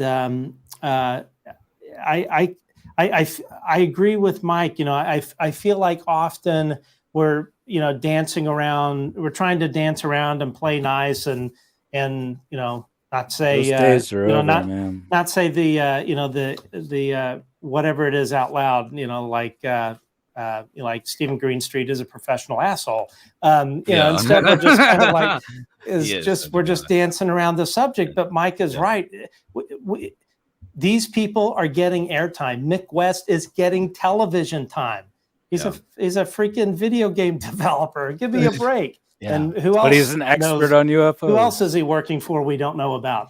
But Mike, I think you really hit the nose on the head, and I think it's time we stop pussyfooting around. We need to talk about it. We need to call them out on their lack of knowledge about anything related to this. let me just say, Exactly. Dave has been helping me navigate through the public conversation, and for you guys, you're safe having this conversation explicitly. For myself, I'm not at the level where I have enough weight to have that conversation explicitly. So I need to be more careful because his supporters can literally rip me apart online, and that's kind of what the fear, at least for somebody who's a smaller or a newer person in this field, has when I talking feel about you. these. I feel you. I see what you're saying. Yeah. So I mean, again, we know what he's like on That was 4chan and us on saying it. That was us saying it, not you, my Yeah. friend. Yeah, of course. I'm just saying. Block Now liberally. let's look at let's block liberally. I do. Let's look at this the video real quick. I'm gonna turn the audio off and let it play, and then this is the video I was referring to earlier when I said about it. You know, you guys were talking about Nicole. We did talk about this video earlier, and we kind of got a consensus that we think that it's at least at the most it's a recreation.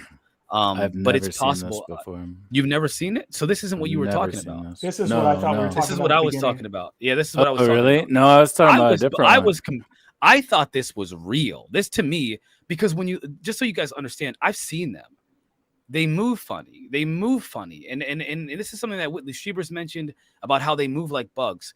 That is exactly the No, kind you of pulled it movement. up earlier. You pulled up the one I was talking about, like the dude That was a different one. behind That the was a different desk. That's that the was one a I was different one. talking about. I've never Okay, seen this. This Is he like this dancing one- or something, or No, are they he's playing a convulsing. tune? So real quick, this is the moment that they said that the being was convulsing because it was essentially it was dying in our atmosphere. It couldn't maintain the integrity of its biology in our atmosphere. And so, But in this also, moment, why is it a straight line right here?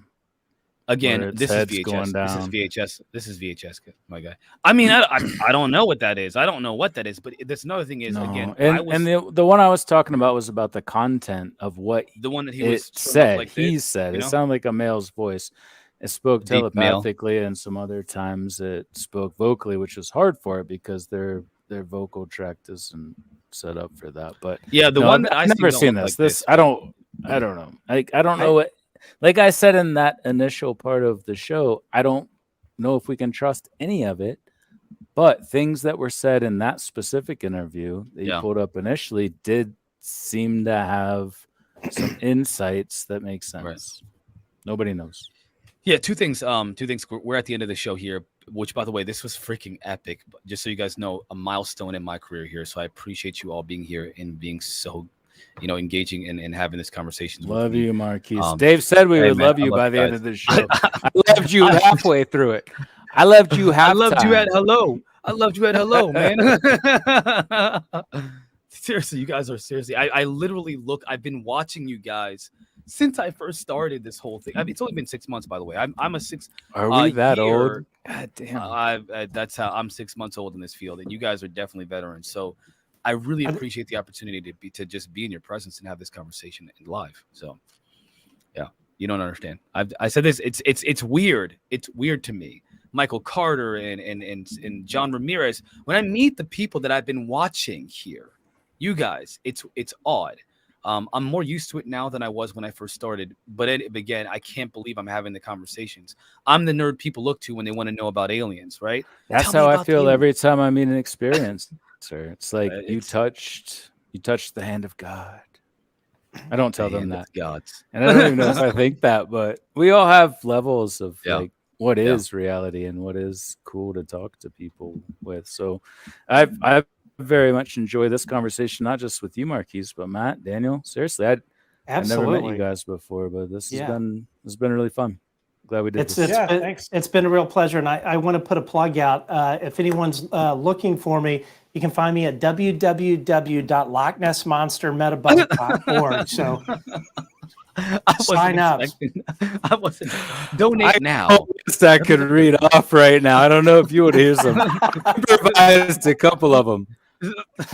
And we'll read those once we're off air. By the way, send me the link. Matt, I got your link, of course, the Good Trouble Show. If you guys could please, Mike and Daniel, send me links to whatever content you want to share with the group, the chat here, and of course viewers in the future, so I can post it in the description below. I added you guys on Facebook. I gotta send me your Twitter accounts, please. If you, Matt, of course, again, I have yours. I blocked it. Mike, and wow, I knew it. I knew this guy would do that. Yeah, hit me up with those links, and then I'll put them in the description. And of course, I'll be a fanboy. Absolutely, I'm a fanboy, man. I love all you guys. I'm a fanboy. This of was all fun. of I you. really enjoyed it. Awesome. Let's do it again sometime. Yeah, Absolutely. definitely. I will keep that in mind for the future, my friends. And You know, just this is- remember this where field's fiber only optics gonna came evolve. from. Where came from them. Remember where chick fiber clapping them optics cheeks. came from. Just Poor wipe them Corso off. was right. Wipe them off first. Wipe them off a little. Yeah, the zeta Sanitize, reticulans get lit, man. I'll tell you right now. All right, guys. Thank you so much. All right. Thanks Okay. so much, man. guys. Talk Okay, to you. bye-bye. Peace. Peace. Matt, take care, man. Oh, yep. Ladies and gentlemen, that was freaking awesome. That was awesome. Well, we're at the end of the show. I want to thank you all for being here with me tonight. I want to thank you all for being engaging, being respectful, and of course, for having this conversation with me, because again, we out here talking about aliens, y'all, and we can't do this by ourselves. No man or woman is an island in and of themselves. We depend on each other in this world. We have a symbiotic relationship with not only each other, but the world itself and every living creature on it. And with that, my friends, a special thanks to everyone listening in at home, in your cars, at work, wherever you may be. Thanks to everyone participating in the chat, YouTube, Facebooks, the Spaced Out Travelers Club, on our website, and on Twitter at Spaced Out Radio. Remember, this show is copyrighted by Spaced Out Radio and SOR Media Ventures Ltd. That's limited. Thanks for sharing your evening with us, because together, my friends, please do not make me wait, because you know what we do. What do we do, ladies and gentlemen? We own the night. And I'm going to end this with something special. I'm going to end this with one of my very favorite and one of my personal projects with We Want Truth. 1996, Virginia, Brazil. A UFO crash lands, setting the whole town into a frenzy. 3 girls just so happen to have a moment of contact with a strange being. The U.S. government finds out and covers everything up. Craft, material, bodies. All evidence is quickly recovered, never to be seen again. Since 1947, the military has been covering up all evidence of humanity being visited by a non-human intelligence. All documents have been sealed, lost, or damaged beyond recognition, leaving the U.S. government free to keep this pivotal information from the entire human race. But what gives them the right to make decisions on behalf of all of humanity? Acting as a god above all gods, they alter our reality, making most doubt their very perceptions. But we give them the power to rule, not the other way around. And some that have been brave enough to stand out and speak the truth have done just that. And now, we, the people, want the whole truth. Mission Control, please be informed there is a Santa Claus. Oh God, you wouldn't believe it. There are other craft out here, lined up on the far side of the crater's edge. They're on the moon with us. They're on the moon, watching us. Look at that thing. There's a whole fleet of them. Those are giant things. No. This is not an optical illusion. No one is going to believe this. We are ready. The whole world is ready for true disclosure, without holding back any information. What? We can decide how we see our reality on our own, without Uncle Sam's hand. Stop holding our civilization back and treating us like children. Wait. What? The truth will reveal itself, and you won't be able to stop it or deny it forever. The truth is